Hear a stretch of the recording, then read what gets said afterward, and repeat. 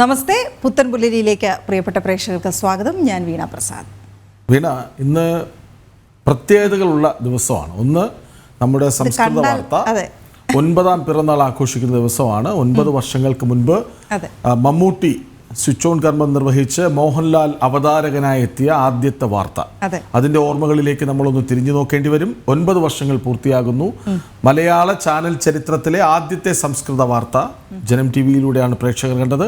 അത് 9 വർഷം പിന്നിടുന്നു. പിറന്നാൾ ആശംസകൾ. അപ്പോൾ സംസ്കൃത വാർത്തയ്ക്ക് പിന്നിൽ പ്രവർത്തിക്കുന്ന മുഴുവൻ പേർക്കും ആശംസകൾ, അഭിനന്ദനങ്ങൾ അർപ്പിക്കാൻ ഈ അവസരം ഉപയോഗിക്കുന്നു. ഒപ്പം ഗാന്ധി ജയന്തിയാണ്. ഈ ഒരു ദിവസം മുഴുവൻ നമ്മൾ ഗാന്ധി ജയന്തിയാണ്, ലാൽ ബഹദൂർ ശാസ്ത്രിയുടെ ജന്മദിനം കൂടിയാണ്. അങ്ങനെ ഒരുപാട് പ്രത്യേകതകളുള്ള ഒരു ദിവസമാണ്. നമുക്ക് അതിലേക്കൊക്കെ വരാം. അതിനു മുൻപ് പ്രധാന വാർത്തകളിലേക്ക്.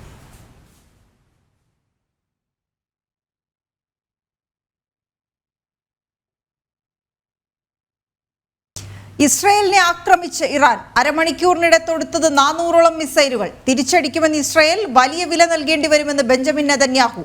ഭാരതീയർക്ക് ജാഗ്രതാ നിർദ്ദേശം.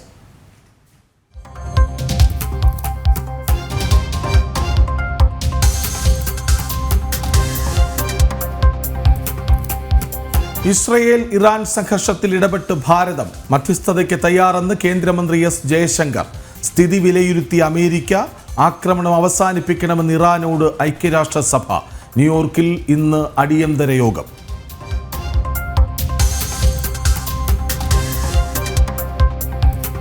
അവതാരകൻ ഒരുപക്ഷെ നിങ്ങൾക്കൊരു സർപ്രൈസ്, ഒരു വിസ്മയമായിരിക്കും. സംപ്രതി വാർത്ത. ജനം ടിവി സംസ്കൃത വാർത്തകൾ 9ാം പിറന്നാൾ. വിപുലമായ പരിപാടികൾ ഒരുക്കി വാർത്താ വിഭാഗം. ആദ്യ വാർത്തയുടെ അവതാരകൻ മോഹൻലാലും സ്വിച്ച് ഓൺ മമ്മൂട്ടിയും.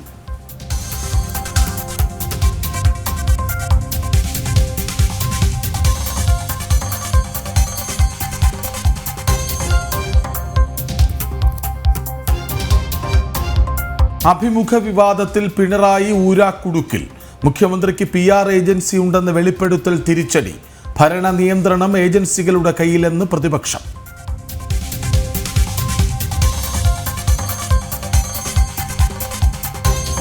ADGP വിവാദത്തിൽ അന്വേഷണ റിപ്പോർട്ട് ഇന്ന് DGPക്ക് മുന്നിൽ. MR അജിത് കുമാറിനെ മാറ്റണമെന്ന ആവശ്യത്തിൽ ഉറച്ച് CPI.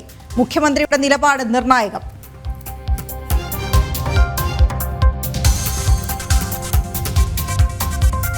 അന്വേഷണ സംഘത്തിന് മുന്നിലേക്ക് നടൻ സിദ്ദിഖ്. തിരുവനന്തപുരത്തോ കൊച്ചിയിലോ ഇന്ന് ഹാജരായേക്കും. നീക്കം നിയമോപദേശപ്രകാരം.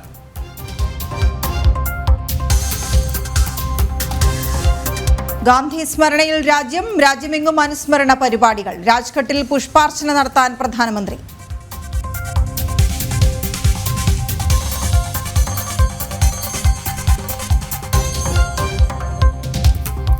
പശ്ചിമേഷ്യ പുകയുന്നു.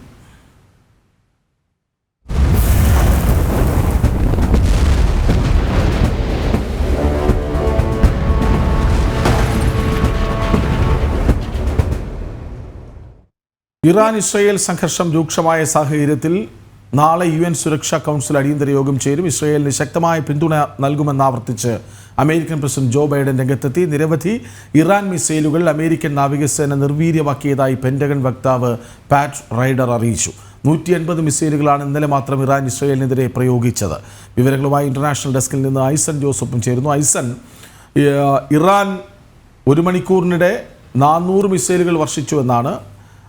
ഇന്ത്യ ഇടപെടാൻ തയ്യാറായി നിൽക്കുന്നു. അമേരിക്ക സ്ഥിതിഗതികൾ വിലയിരുത്തുന്നു. എന്താണ് ഒടുവിലത്തെ വിവരങ്ങൾ? തീർച്ചയായും കൃഷ്ണരാജ്, ഇപ്പോൾ നമുക്ക് ലഭ്യമാകുന്ന ഏറ്റവും ഒടുവിലത്തെ വിവരങ്ങളനുസരിച്ച് ഒരു അന്താരാഷ്ട്ര പ്രതിഷേധം തന്നെ ഈ ഇറാൻ്റെ ആക്രമണത്തിനെതിരെ ഉണ്ടായിരിക്കുന്നു എന്നാണ്. ഏറ്റവും പ്രാധാന്യമർഹിക്കുന്നൊരു വിഷയം ഇന്ന് നമുക്കിപ്പോൾ നൽകാനാകുന്ന ഏറ്റവും പുതിയ വിവരം. ഇമ്മാനുവൽ മാക്രോൺ തന്നെ, അതായത് നമുക്കറിയാവുന്നതാണ്, ഫ്രഞ്ച് പ്രസിഡന്റ് തന്നെ ഇക്കാര്യത്തിൽ കൃത്യമായൊരു നിലപാടുമായി രംഗത്ത് വന്നിരിക്കുന്നു എന്നതാണ്. വെടിനിർത്തൽ ആവശ്യപ്പെട്ടുകൊണ്ട് ഇസ്രായേലിന് നിർദ്ദേശം നൽകിയ ആദ്യ രാജ്യങ്ങളിലൊന്നാണ് ഫ്രാൻസ് എന്ന് ആ ഒരു യാഥാർത്ഥ്യം കൂടി നിലനിൽക്കുന്ന ആ ഒരു സാഹചര്യത്തിലാണ് ഇത്തരത്തിലൊരു നീക്കം അദ്ദേഹത്തിൻ്റെ ഭാഗത്തു നിന്നുണ്ടായിരിക്കുന്നത്. പറഞ്ഞിരിക്കുന്നത്. ഈ മിസൈൽ ആക്രമണം, ഇസ്രായേലിനെതിരെ നടന്ന മിസൈൽ ആക്രമണം സ്വീകാര്യമല്ല എന്ന് വളരെ കൃത്യമായി അദ്ദേഹം പറയുകയും ചെയ്യുന്നു. സ്വാഭാവികമായും നമുക്ക് മനസ്സിലാക്കാൻ സാധിക്കുന്നത് ഇത്തരത്തിൽ ഐക്യരാഷ്ട്രസഭയുടെ സുരക്ഷാ കൗൺസിലിലുള്ളവർ പോലും കൃത്യമായി അപലപിക്കുന്ന ഒരു സാഹചര്യം, അതല്ലെങ്കിൽ നേരത്തെ വെടിനിർത്തൽ വേണമെന്നൊരാവശ്യം മുന്നോട്ട് വെച്ച ലോക നേതാവ് തന്നെ ഇക്കാര്യം മുന്നോട്ട് വയ്ക്കുന്ന ഒരു പശ്ചാത്തലത്തിൽ അന്താരാഷ്ട്ര തലത്തിൽ വലിയൊരു പിന്തുണ ഇസ്രായേലിന് ലഭിക്കുന്നു. ഇറാൻ്റെ നീക്കത്തിനെതിരെ ശക്തമായ പ്രതിഷേധവും ഉയരുന്നു എന്നാണ്. അതുപോലെ തന്നെ ജപ്പാനിലെ പുതിയ പ്രധാനമന്ത്രി ഷിഗേരു ഇഷിബ, അതായത് ഈ അടുത്ത ദിവസമാണ് അദ്ദേഹം ചുമതലയേറ്റത്, അദ്ദേഹവും ഈ തീരുമാനത്തെ കൃത്യമായി എതിർക്കുന്നുണ്ട്. മറ്റൊരു വിഷയം എടുത്തു പറയേണ്ടത്, ഭാരതവും ഇതിന് തയ്യാറാണ്, മധ്യസ്ഥത്തിന് തയ്യാറാണ്, ഈ ആക്രമണം നിർത്തണമെന്ന് UN-നോടൊപ്പം തന്നെ ആവശ്യപ്പെട്ടിരിക്കുന്നു. കാരണം രക്തച്ചൊരിച്ചിലുണ്ടാക്കുന്ന മനുഷ്യൻ്റെ ജീവന് വില പറയുന്ന യാതൊന്നും അസാധ്യമല്ല എന്ന നിലപാട് ഭാരതം നേരത്തെ തന്നെ മുന്നോട്ട് വെച്ചതാണ്. പ്രധാനമന്ത്രി നരേന്ദ്രമോദിയൊക്കെ പലയിടങ്ങളിലും ശ്രീബുദ്ധൻ്റെ നാട്ടിൽ നിന്ന് വരുന്ന വ്യക്തി എന്ന രീതിയിൽ തങ്ങളുടെ സമാധാന സന്ദേശത്തെ, അഹിംസാ സന്ദേശത്തെ മുന്നോട്ട് വെച്ച പശ്ചാത്തലത്തിൽ കൂടിയാണ് ഈ ഒരു ഇറാൻ്റെ ആക്രമണം ഉണ്ടായിരിക്കുന്നത് എന്നാണ് ഏറെ ഗൗരവമർഹിക്കുന്നൊരു വിഷയം. നേരത്തെ കൃഷ്ണരാജ് സൂചിപ്പിച്ചതുപോലെ 150-ലേറെ മിസൈലുകൾ നിർവീര്യമാക്കേണ്ടി വന്നു എന്ന ഒരു വിശദീകരണം ഇപ്പോൾ വരുന്നുണ്ട്. അത് പെൻറ്റഗണിൻ്റെ ഭാഗത്തു നിന്ന് വരുന്നുണ്ട്. അത്തരത്തിലുള്ള സംവിധാനങ്ങൾ ഇപ്പോൾ നിലവിൽ പെൻറ്റഗൺ ഇതിൽ മറുപടി പറഞ്ഞിരിക്കുന്നു. അതുപോലെ തന്നെ അന്താരാഷ്ട്ര നേതാക്കൾ മറുപടി പറഞ്ഞിരിക്കുന്നു എന്ന് പറയുമ്പോൾ യുദ്ധം ഇപ്പോൾ നടക്കുന്നത് ഇറാനും അന്താരാഷ്ട്ര സഖ്യകക്ഷികളുമായാണ് എന്ന് കൃത്യമായി വായിക്കാവുന്ന സാഹചര്യങ്ങളാണ്. ഇസ്രയേൽ പറഞ്ഞു, ഇപ്പോൾ ബെഞ്ചമിൻ നെതന്യാഹു കൃത്യമായി പറഞ്ഞു, പിഴ നൽകേണ്ടി വരും, വലിയ വില കൊടുക്കേണ്ടി വരുമെന്ന് ഇറാന് മുന്നറിയിപ്പ് നൽകി കഴിഞ്ഞു. ഇപ്പോൾ അമേരിക്കയും പറയുന്നു തിക്തഫലങ്ങൾ അനുഭവിക്കേണ്ടി വരും നിങ്ങൾ എന്ന് ഇറാനോട് പറയുന്നു. അങ്ങനെ ഐസൻ പറഞ്ഞതുപോലെ അന്താരാഷ്ട്ര സമൂഹം, ലോകരാഷ്ട്രങ്ങളിൽ പ്രമുഖരെന്ന് നമ്മൾ വിശ്വസിക്കുന്നവരെല്ലാം ഒരുമിച്ച് നിന്ന് ഇറാനോട് മുന്നറിയിപ്പ് നൽകുകയാണ്. ഈ ഇറാൻ രണ്ടും കൽപ്പിച്ച് മിസൈൽ ആക്രമണം ഇസ്രയേലിന് നേരെ തൊടുത്തുവിടുമ്പോൾ അവരറിയുന്നുണ്ടോ വരാനിരിക്കുന്നത് വലിയ വിപത്താണ്, തിരിച്ചടിയാണ്, കനത്ത ആക്രമണമാണ് എന്നൊക്കെ? തീർച്ചയായും വലിയൊരു ആഘാതം തിരിച്ചുണ്ടാകുമെന്ന യാഥാർത്ഥ്യത്തെ തിരിച്ചറിയാതെയല്ല ഇറാൻ്റെ നീക്കം എന്നത് ഒരു വസ്തുത തന്നെയാണ്. കാരണം നമുക്കറിയാവുന്നതാണ്, ഇറാൻ ഒരു സമാധാനത്തിൻ്റെ രീതിയിലുള്ള സംവിധാനങ്ങളെ പ്രോത്സാഹിപ്പിക്കുന്ന ഒരു രാജ്യമല്ല എന്നതാണ് ഇതിന് കൃത്യമായ ഒരു നിർദ്ധാരണമായി നമുക്ക് പറയാൻ സാധിക്കുന്നത്. കാരണം നമുക്കറിയാവുന്നതാണ്, ഇത്തരത്തിലുള്ള രാജ്യങ്ങൾ, ഭാരതം മുന്നോട്ട് അഹിംസയെ വയ്ക്കുകയാണെങ്കിൽ ഇറാൻ മുന്നോട്ട് വയ്ക്കുന്നത് ഇസ്ലാമിക രാഷ്ട്രത്തെയാണ്. അത് തന്നെയാണ് അടിസ്ഥാനപരമായ ഒരു വ്യത്യാസം ഈ വിഷയത്തിലുള്ളത്. അത്തരത്തിലുള്ള ഭീകര സംഘടനകളെ, പ്രോക്സി വാർ സംഘടനകളെ അവർ പ്രോത്സാഹിപ്പിക്കുകയും ചെയ്യുന്നു. അത്തരത്തിലുള്ള പ്രോക്സി വാർ സംഘടനകളാണ് ഹിസ്ബുള്ളയും അതുപോലെ തന്നെ ഹമാസും അതുപോലെ ഹൂതി വിമതരും എല്ലാവരും തന്നെ അത്തരത്തിലുള്ള പ്രോക്സി സംഘടനകളാണ്.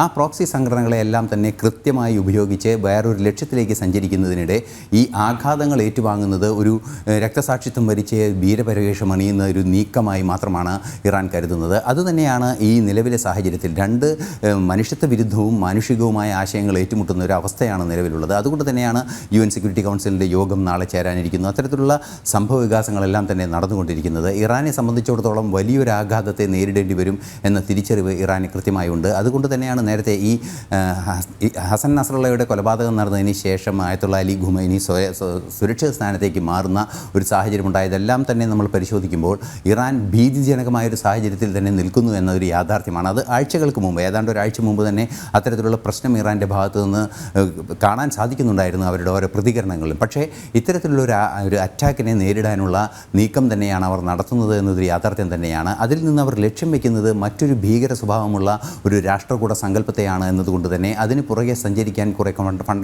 ഫണ്ടമെൻ്റലിസ്റ്റുകളെ കിട്ടുമെന്നൊരു യാഥാർത്ഥ്യം കൂടി അവർക്ക് ബോധ്യമുള്ളതാണ്. ഈ ആഘാതം ഏറ്റുവാങ്ങാൻ തയ്യാറാണെങ്കിൽ കൂടി, അല്ലെങ്കിൽ ഇത്തരത്തിലൊരു പ്രശ്നം ഏറ്റുവാങ്ങാൻ തയ്യാറാണെങ്കിൽ കൂടി ഇത്തരത്തിലൊരു ഭീകര സ്വഭാവത്തോടെ നീങ്ങുന്നതിനുള്ള ഒരു സാഹചര്യം ഒരുക്കുന്നത്. തീർച്ചയായും നമുക്കറിയാവുന്നതാണ്, UN സെക്യൂരിറ്റി കൗൺസിൽ ഈ വിഷയത്തിൽ ചർച്ച ചെയ്യേണ്ട സാഹചര്യങ്ങൾ ഉണ്ടാകുമ്പോൾ നമുക്ക് കൃത്യമായി മനസ്സിലാക്കാൻ സാധിക്കും UN ചാർട്ടർ പ്രകാരം ആരാണോ ഇത്തരത്തിലുള്ള അതിക്രമങ്ങൾ തുടങ്ങി വെച്ചത്. നിലവിലെ സാഹചര്യത്തിൽ ഇതൊരു ഇസ്രായേലിൻ്റെ ആഭ്യന്തര പ്രശ്നം മാത്രമായിരുന്നു. ഹിസ്ബുള്ളയിൽ നിന്നുള്ള ആക്രമണം ഇസ്രായേലിന് നേരെ ഉണ്ടായത് ഇസ്രായേലിൻ്റെ ആഭ്യന്തര പ്രശ്നമായും ഹിസ്ബുള്ളയ്ക്കെതിരെ നീങ്ങേണ്ടതിൻ്റെ അനിവാര്യതയുമായി നിലനിൽക്കുന്ന പശ്ചാത്തലത്തിൽ നിന്നും മാറി ഇന്ന് അതൊരു അന്താരാഷ്ട്ര പ്രശ്നമായി മാറിയിരിക്കുന്നു. അനാവശ്യമായൊരു യുദ്ധത്തിലേക്ക് കാര്യങ്ങൾ കൊണ്ടുപോയ ഒരു സാഹചര്യം വന്നപ്പോൾ UN ചാർട്ടർ പ്രകാരമുള്ള നീക്കങ്ങൾ നടക്കുന്നു. UN സെക്യൂരിറ്റി കൗൺസിലിൻ്റെ യോഗം നടന്നാൽ തീർച്ചയായും നമുക്കറിയാവുന്നതാണ്, മെഡിറ്ററേനിയനിലും ചെങ്കടലിലുമെല്ലാം വ്യാപകമായി വിന്യസിക്കപ്പെട്ടിരിക്കുന്ന അമേരിക്കയുടെ സൈനിക സംവിധാനങ്ങളുണ്ട്, ബ്രിട്ടൻ്റേതുണ്ട്. അത്തരത്തിലുള്ള സൈനിക സംവിധാനങ്ങളെല്ലാം തന്നെ പ്രതിരോധം തീർക്കുന്നൊരു സാഹചര്യമുണ്ടാകും. ഈ ഒരു സാഹചര്യത്തിലാണ് ഭാരതത്തിൻ്റെ ഇടപെടൽ ഏറെ പ്രാധാന്യമർഹിക്കുന്നത് എന്നുകൂടി നിരീക്ഷകർ ചൂണ്ടിക്കാണിക്കുന്നുണ്ട്. ഐസൻ, നെതന്യാഹു മറ്റൊരു കാര്യം പറഞ്ഞത്, ആരും ഇറാനിലെ സാധാരണക്കാരും ഭയക്കണ്ട, ഞങ്ങൾ നിങ്ങളെ സ്വതന്ത്രരാക്കും എന്നാണ്. ശരിയായ ഇറാനെ ഞങ്ങൾ മുന്നിലേക്ക് കൊണ്ടുവരും എന്നാണ്. അതായത് ഹിസ്ബുള്ളയെയാണ് ഞങ്ങൾ ലക്ഷ്യം വയ്ക്കുന്നത്, ഹിസ്ബുള്ളയെ പിന്തുണയ്ക്കുന്ന, അവർക്ക് വഴിയൊരുക്കുന്ന ഇറാൻ ഭരണത്തെയാണ് ഞങ്ങൾ വിരൽ ചൂണ്ടുന്നത് എന്ന് വ്യക്തമാക്കുക കൂടിയാണ്. അതായത് തന്ത്രപരമായ ഒരു പ്രസ്താവനയായി നമ്മളതിനെ കാണണം, അല്ലേ? തീർച്ചയായും ഈ തന്ത്രപരമായ നിലപാട് എന്നതിലുപരി കുറേ കൂടി മാനവികമായൊരു നിലപാട് തന്നെയാണ് ഇസ്രായേലിൻ്റെ ഭാഗത്തു നിന്നുണ്ടായിരിക്കുന്നത്. നമുക്കറിയാവുന്നതാണ്, ഹിസ്ബുള്ളയുടെ ആക്രമണം ശക്തമായൊരു സാഹചര്യത്തിൽ ഹിസ്ബുള്ളയെ കർശനമായി നിയന്ത്രിക്കുന്നതിനുള്ള നീക്കങ്ങൾ നടത്തുമ്പോഴും അവിടെയുള്ള സാധാരണക്കാരോട് ആ സ്ഥലത്ത് നിന്ന് ഒഴിഞ്ഞു പോകാനുള്ള നിർദ്ദേശം നൽകുന്ന ഒരു ശീലം അല്ലെങ്കിൽ ഒരു ശൈലി ഇസ്രായേൽ പിന്തുടർന്നിരുന്നു. ഇന്ന് ഏതാണ്ട് ഒരു 1.5 മണിക്കൂർ മുമ്പും ഇതുപോലൊരു നിർദ്ദേശം ഹിസ്ബുള്ളയുടെ ശക്തി കേന്ദ്രങ്ങളിൽ നിന്ന് ഒഴിഞ്ഞു പോകണമെന്ന ഒരു നിർദ്ദേശം നൽകിയിട്ടുണ്ട്. കാരണം നമുക്കറിയാവുന്നതാണ്, ഹിസ്ബുള്ളയുടെ ഒരു ഹൈഡിങ് സ്വഭാവമുള്ള ഒരു ഫോഴ്സ് ഡിപ്ലോയ്മെൻ്റ് ആണ്. അതായത് സ്കൂളുകളുടെ അണ്ടർഗ്രൗണ്ടുകളിലും അതുപോലെ തന്നെ ആശുപത്രികളുടെ അണ്ടർഗ്രൗണ്ടിലും എല്ലാമാണ് ഇത്തരത്തിലുള്ള വൻ സൈനിക സംവിധാനങ്ങൾ ഏർപ്പെടുത്തുക. നമുക്കറിയാവുന്നതാണ്, നേരത്തെ വാർത്തകളും ചിത്രങ്ങളും എല്ലാം പ്രചരിച്ചതാണ്, അതിശക്തമായ മിസൈലുകളെല്ലാം തന്നെ ചെറിയ വീടുകളിൽ, അത് വലിയ വീട് എന്നൊന്നും പറയാൻ സാധിക്കാത്ത വളരെ ചെറിയ വീടുകളിൽ, കുടിലുകൾ പോലുള്ള വീടുകളിൽ വിന്യസിച്ചിരിക്കുന്നൊരു സാഹചര്യം. അത്തരത്തിലുള്ള സാധ്യതകളെല്ലാം തന്നെ പ്രയോജനപ്പെടുത്തുന്ന ഒരു രാജ്യമായതുകൊണ്ട് തന്നെ, അല്ലെങ്കിൽ ഒരു സംവിധാനമാണ് ഹിസ്ബുള്ള ആയത് എന്നതുകൊണ്ട് തന്നെ, ആ ഹിസ്ബുള്ളയുടെ ജനപദങ്ങളിലെല്ലാം തന്നെ ഇത്തരത്തിലുള്ള സൈനിക വിന്യാസങ്ങൾ നടന്നിട്ടുണ്ട്.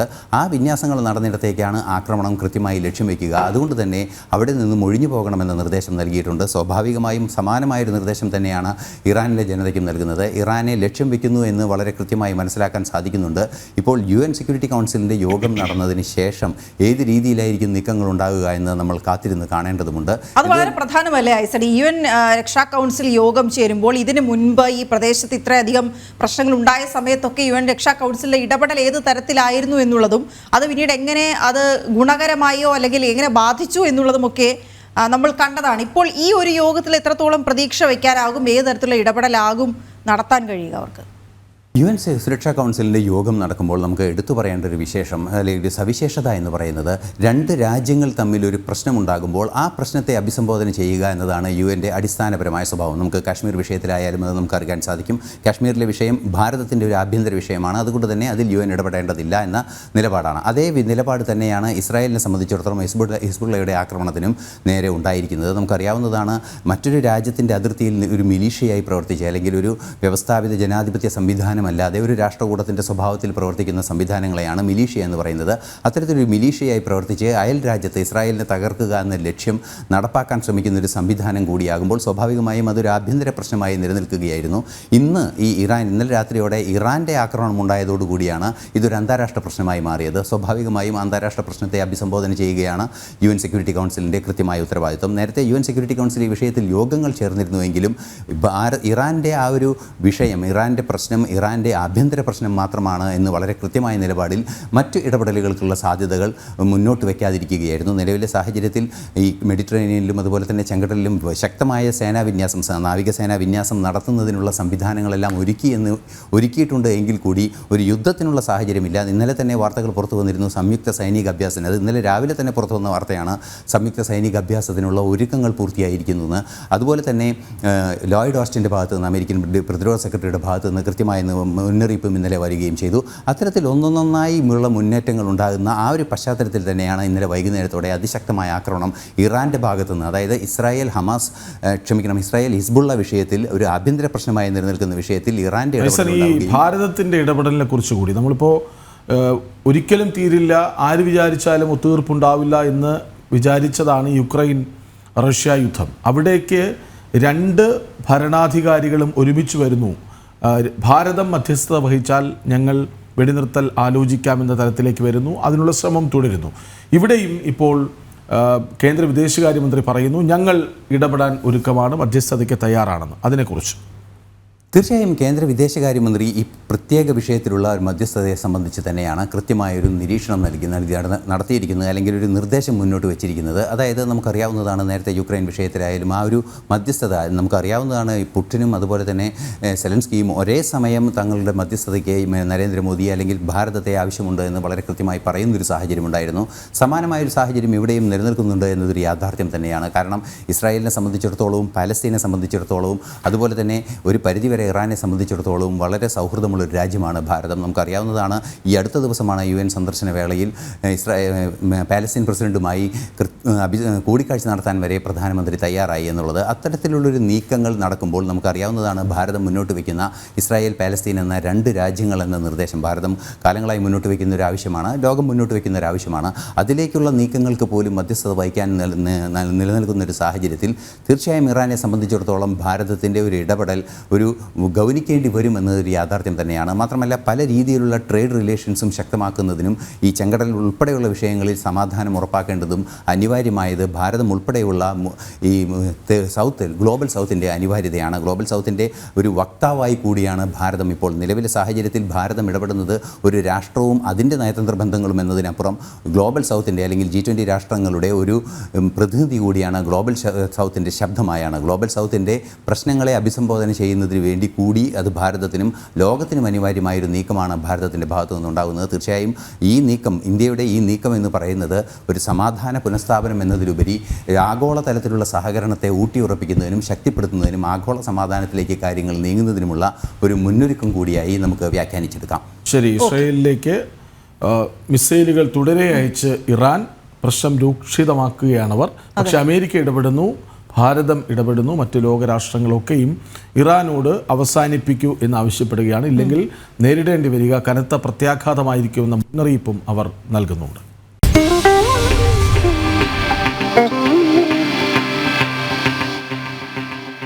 ഓക്കെ, ഇന്നലെ ചില പ്രസ്താവനകൾ, ചില പത്രവാർത്തകൾ ഒക്കെ ചർച്ച ചെയ്ത ഒരു ദിവസമാണ്. മുഖ്യമന്ത്രിയെ സംബന്ധിച്ച ചില മലക്കം മറിച്ചിലുകൾ, അതേസമയം ആ മലക്കം മറിച്ചിലുകൾ ബാക്കി വെച്ച ചില സംശയങ്ങൾ അല്ലെങ്കിൽ ചില സംശയങ്ങൾ ബലപ്പെട്ടത് ഒക്കെയാണ് ഇന്നലെ കണ്ടത്. ഈ കുറച്ച് നാളുകളായിട്ട് വലിയ പ്രതിരോധത്തിലാണ് മുഖ്യമന്ത്രി. PV അൻവറിന്റെ വെളിപ്പെടുത്തലാകട്ടെ, ശശിയെയും അജിത് കുമാറിനെയും സംരക്ഷിക്കുന്നുവെന്ന വിഷയത്തിലാകട്ടെ വലിയ പ്രതിരോധത്തിലാണ് മുഖ്യമന്ത്രി.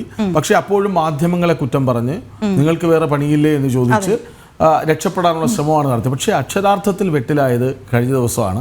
അതൊരു ഊരാക്കുടുക്കാണ് എന്നുള്ള കാര്യത്തിൽ സംശയമില്ല. അത്ര പെട്ടെന്നൊന്നും മുഖ്യമന്ത്രിക്ക് പുറത്തേക്ക് അതിൽ നിന്ന് വരാൻ പറ്റും എന്ന പ്രതീക്ഷ തൽക്കാലം വേണ്ട. അതിന് പ്രധാന കാരണം മറ്റ് വിവാദങ്ങൾ നിൽക്കുന്നത് കൊണ്ടുകൂടിയാണ്.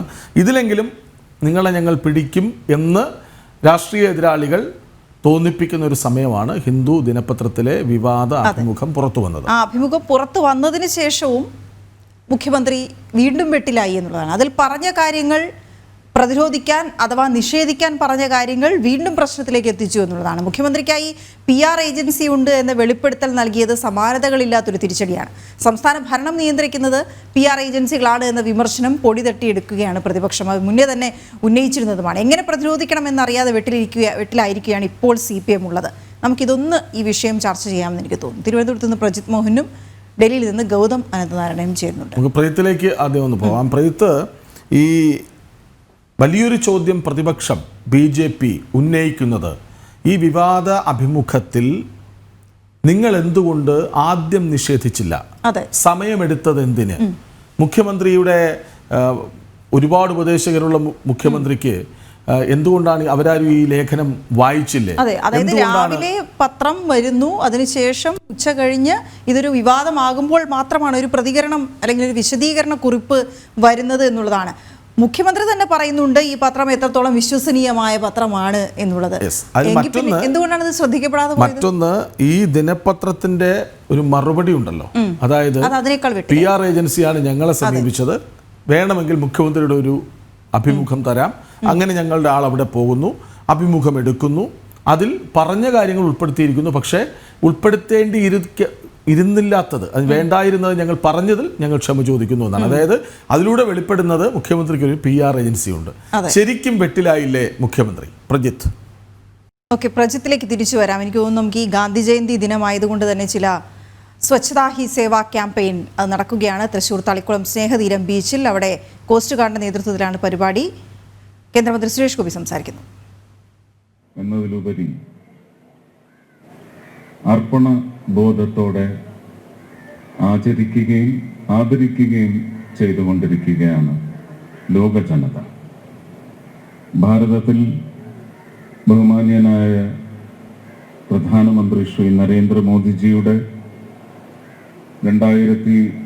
2014 വിഭാവനം ചെയ്ത സ്വച്ഛത അഭിയാൻ എന്ന് പറയുന്ന വലിയൊരു പദ്ധതിക്ക് തുടക്കം കുറിച്ച് 2015 മുതൽ വളരെ ശക്തമായി പുതിയ വൃത്തിയെ സംബന്ധിച്ചും വൃത്തിയിലൂടെ ആരോഗ്യ പരിപാലനം, സംരക്ഷണം, പുതു തലമുറയുടെ ആരോഗ്യപൂർണമായ ജനനത്തിനുള്ള അന്തരീക്ഷം, ജനിച്ചു വീഴുന്ന തലം, അത് ഭൂമി ദേവി അമ്മയാണെങ്കിൽ ആ അമ്മയുടെ മാറും ഉള്ളകവും ഒക്കെ ശുദ്ധമായി സൂക്ഷിക്കുന്നതിന് വേണ്ടിയുള്ള എല്ലാ നടപടിക്രമങ്ങളും കൃത്യമായി ഈ പദ്ധതികളിൽ വിഭാവനം ചെയ്തതുവഴി തന്നെ പ്രാവർത്തികമാക്കിയെടുക്കുവാൻ സാധിച്ചതിൻ്റെ ഒരു ആകർഷണീയതയാണ് ഒരുപക്ഷെ ലോകത്തെ ഈ പദ്ധതിയിലേക്ക് ആകർഷിച്ചിരിക്കുന്നതും. അവരെല്ലാവരും ഈ ദിവസമെന്ന് മാത്രമല്ല, ഈ ദിവസം നമുക്ക് തുടങ്ങാത്തവർക്ക് പുതിയ തുടക്കം കുറിക്കാനുള്ള മുഹൂർത്തം ഒരുക്കുന്ന വളരെ ദിവ്യമായ ഒരു ദിനമാണെന്ന് കരുതി നമുക്കിത് തുടക്കം കുറിക്കാം. പക്ഷേ ഇതിന് അവസാനമുണ്ടാവാൻ പാടില്ല. നമ്മളൊക്കെ ഒരുപക്ഷെ എൻ്റെയൊക്കെ കുട്ടിക്കാലത്ത് കണ്ടിരുന്ന ശുചിത്വം, വൃത്തി എന്നതിനെ സംബന്ധിച്ച് നമ്മുടെ സാമൂഹികമായ ജീവിത നിലവാരം, ജീവിതത്തിനുള്ള ചുറ്റുപാടുകളൊക്കെ ഒരുപക്ഷെ അന്ന് ഒരു സെപ്റ്റിക് ടാങ്ക് ഉണ്ടാവും, എല്ലാ വീടുകളും ഉണ്ടാവും. അത് ഒരു അങ്ങനെയുള്ള മാലിന്യങ്ങളുടെ എല്ലാം വികേന്ദ്രീകരണം എന്ന് പറയുന്നത് നടപ്പിലാക്കിയിരുന്നു. കിണറ്റിൽ നിന്ന് കൃത്യമായ ദൂരം, അത് കണക്കൻ വന്ന് കിണറിനുള്ള കുറ്റിയും അടിക്കും, സെപ്റ്റിക് ടാങ്കിനുള്ള കുറ്റിയും അടിക്കും. അപ്പോൾ ഇത്രയും കൃത്യമായി വലിയ എഞ്ചിനീയറിംഗ് ഒന്നും പഠിപ്പിക്കാൻ ആളില്ലാത്ത കാലത്ത് കൃത്യമായി ഭൂമിയെ ഉപദ്രവിക്കാത്ത, ഭൂമിയെ നശിപ്പിക്കാത്ത തരത്തിലുള്ള നമ്മുടെ ആവശ്യങ്ങളെല്ലാം നേടിയെടുക്കുന്നതിന് വേണ്ടിയുള്ള വളരെ സംഘടിതമായ, ഓർഗനൈസ്ഡ് ആയിട്ടാണ് നമ്മുടെ തലതൊട്ടപ്പന്മാരൊക്കെ, നമ്മുടെ പൂർവികരെല്ലാം ഇത് ചെയ്തിരുന്നു. അവിടെ നിന്ന് മാറി ഇന്ന് ഡ്രെയിനേജ് വരെ വന്നെത്തി നിൽക്കുന്നു. ഓടകളിൽ ഈ മാലിന്യങ്ങളെല്ലാം കെട്ടിക്കിടക്കേണ്ട അവസ്ഥ വരുന്നു. ഒരുപക്ഷെ കാലാവസ്ഥ വ്യതിയാനത്തിലേക്ക് ചെന്ന് പതിക്കുന്ന തരത്തിൽ കടലിലേക്ക് നമ്മൾ തള്ളിവിടുന്ന എല്ലാ മാലിന്യങ്ങളും വന്ന് ഒരു മഴക്കാലം എത്തിക്കഴിയുമ്പോൾ നമ്മളെയൊക്കെ ശ്വാസം മുട്ടിച്ച് ഒരു 10 ദിവസത്തെ മഴ കഴിയുമ്പോൾ പിന്നെ ഈ ദ്രോഹം മുഴുവൻ ചെന്ന് പതിക്കുന്നത് കടലമ്മയ്ക്കാണ്. ആ കടലമ്മയുടെ കരയാണ് ഇന്ന് നമ്മളിവിടെ ഒരു വലിയ ദിവ്യ പ്രവർത്തനത്തിലൂടെ എങ്ങനെ നമ്മുടെ കടലോരങ്ങളെല്ലാം വളരെ ശുദ്ധമായി പരിപാലിപ്പിക്കണം എന്നുള്ള പാഠം മാത്രമല്ല, ഇത് ജീവിതത്തിൻ്റെ ഒരു ചര്യയാക്കി മാറ്റാനുള്ള പ്രവർത്തനങ്ങൾക്കാണ് സത്യം പറഞ്ഞാൽ ഇന്ന് ഒരുപക്ഷെ കോസ്റ്റ് ഗാർഡ് ആയാലും എൻ്റെ മന്ത്രാലയത്തിന് കീഴിലുള്ള എണ്ണ കമ്പനികളെല്ലാവരും, എല്ലാ സ്റ്റേക്ക് ഹോൾഡേഴ്സും കഴിഞ്ഞ ജൂലൈ മാസം മുതൽ 2015 മുതൽ ഇത് ശക്തമായി അവർ തന്നെയാണ് മുമ്പോട്ട് കൊണ്ട് നടക്കുന്നത്. സ്വച്ഛതാ അഭിയാൻ എന്ന് പറയുന്നത് പെട്രോളിയം മിനിസ്ട്രിയുടെ കീഴിലാണ് നടപ്പിലാക്കുന്നത്. ഇത് ഈ വർഷവും ജൂലൈ മാസത്തിൽ തുടങ്ങിയ ഈ ആചരണം ഇതുവരെ നിലച്ചിട്ടില്ല. ഇത് എന്നെ സംബന്ധിച്ച് പറയുകയാണെങ്കിൽ ഇന്നുകൊണ്ടും അവസാനിക്കില്ല. ഇത് തുടർന്നുകൊണ്ടേയിരിക്കും വർഷം മുഴുവൻ, എല്ലാ ദിവസവും അല്ലെങ്കിൽ പോലും. ഇന്നിവിടെ വന്ന് ചേർന്നിരിക്കുന്ന സ്കൂളിലെ കുഞ്ഞുങ്ങൾ. ശരി, ഇന്ന് ഗാന്ധിജിയുടെ ജന്മദിനമാണ്. ഒപ്പം സ്വച്ഛ് ഭാരത് പദ്ധതിയുടെ 10 വർഷം പൂർത്തിയാവുകയാണ്. അതായത് നമുക്ക് ശുദ്ധമായ ഭാരതം എന്ന കൺസെപ്റ്റോടുകൂടി അവതരിപ്പിച്ചതാണ്. അതിങ്ങനെ അജയ്യമായി തുടരുന്നു. ഭൂമി ദേവിയെ ശുദ്ധമായി സൂക്ഷിക്കണം. പ്രധാനമന്ത്രി വിഭാവനം ചെയ്ത സ്വച്ഛ് ഭാരത് ഇനിയും നല്ല രീതിയിൽ മുന്നോട്ട് പോകണം എന്ന് കേന്ദ്രമന്ത്രി സുരേഷ് ഗോപി പറയുകയാണ്. തത്സമയമാണ് നമ്മൾ കണ്ടത്.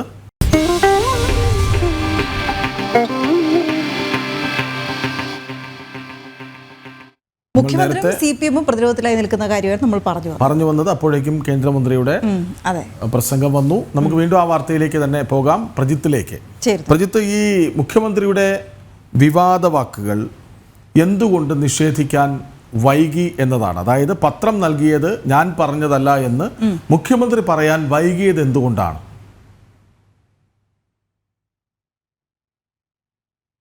രാഷ്ട്രീയ നേട്ടത്തിന് വേണ്ടി മുഖ്യമന്ത്രിയും മുഖ്യമന്ത്രിയുടെ ഓഫീസും എല്ലാം ഈ ഒരു പരാമർശം ഉൾപ്പെടുത്തി എന്നുള്ളതാണ് ഇക്കാര്യത്തിൽ ഏറ്റവും വ്യക്തമായിട്ടുള്ളൊരു കാര്യം കൃഷ്ണരാജ്. കാരണം മലപ്പുറം കേന്ദ്രീകരിച്ചുള്ള സ്വർണ്ണക്കടത്ത്, അതുമായി ബന്ധപ്പെട്ടുള്ള വിവാദങ്ങൾ അത് കൃത്യമായി സമയത്ത് ചർച്ചയ്ക്ക് എടുത്തു എന്നുള്ളതാണ് ഈ ഘട്ടത്തിൽ കാണേണ്ടത്. എന്നാൽ വളരെ പെട്ടെന്ന് തന്നെ അത് തിരിച്ചടി ഉണ്ടാകുന്നു. അത് മലബാറിലെ മുസ്ലിം നേതാക്കളടക്കം അല്ലെങ്കിൽ മലബാറിലെ തീവ്ര മുസ്ലിം സംഘടനകളടക്കം വലിയ വിമർശനവുമായി സർക്കാരിനെതിരെ രംഗത്ത് വരുന്ന സമയത്ത് അതിൽ നിന്ന് പിൻവലിയേണ്ട ഒരു സാഹചര്യത്തിലേക്ക് മുഖ്യമന്ത്രി പോകുന്നു എന്നുള്ള ഒരു ഘട്ടം വരുന്നു.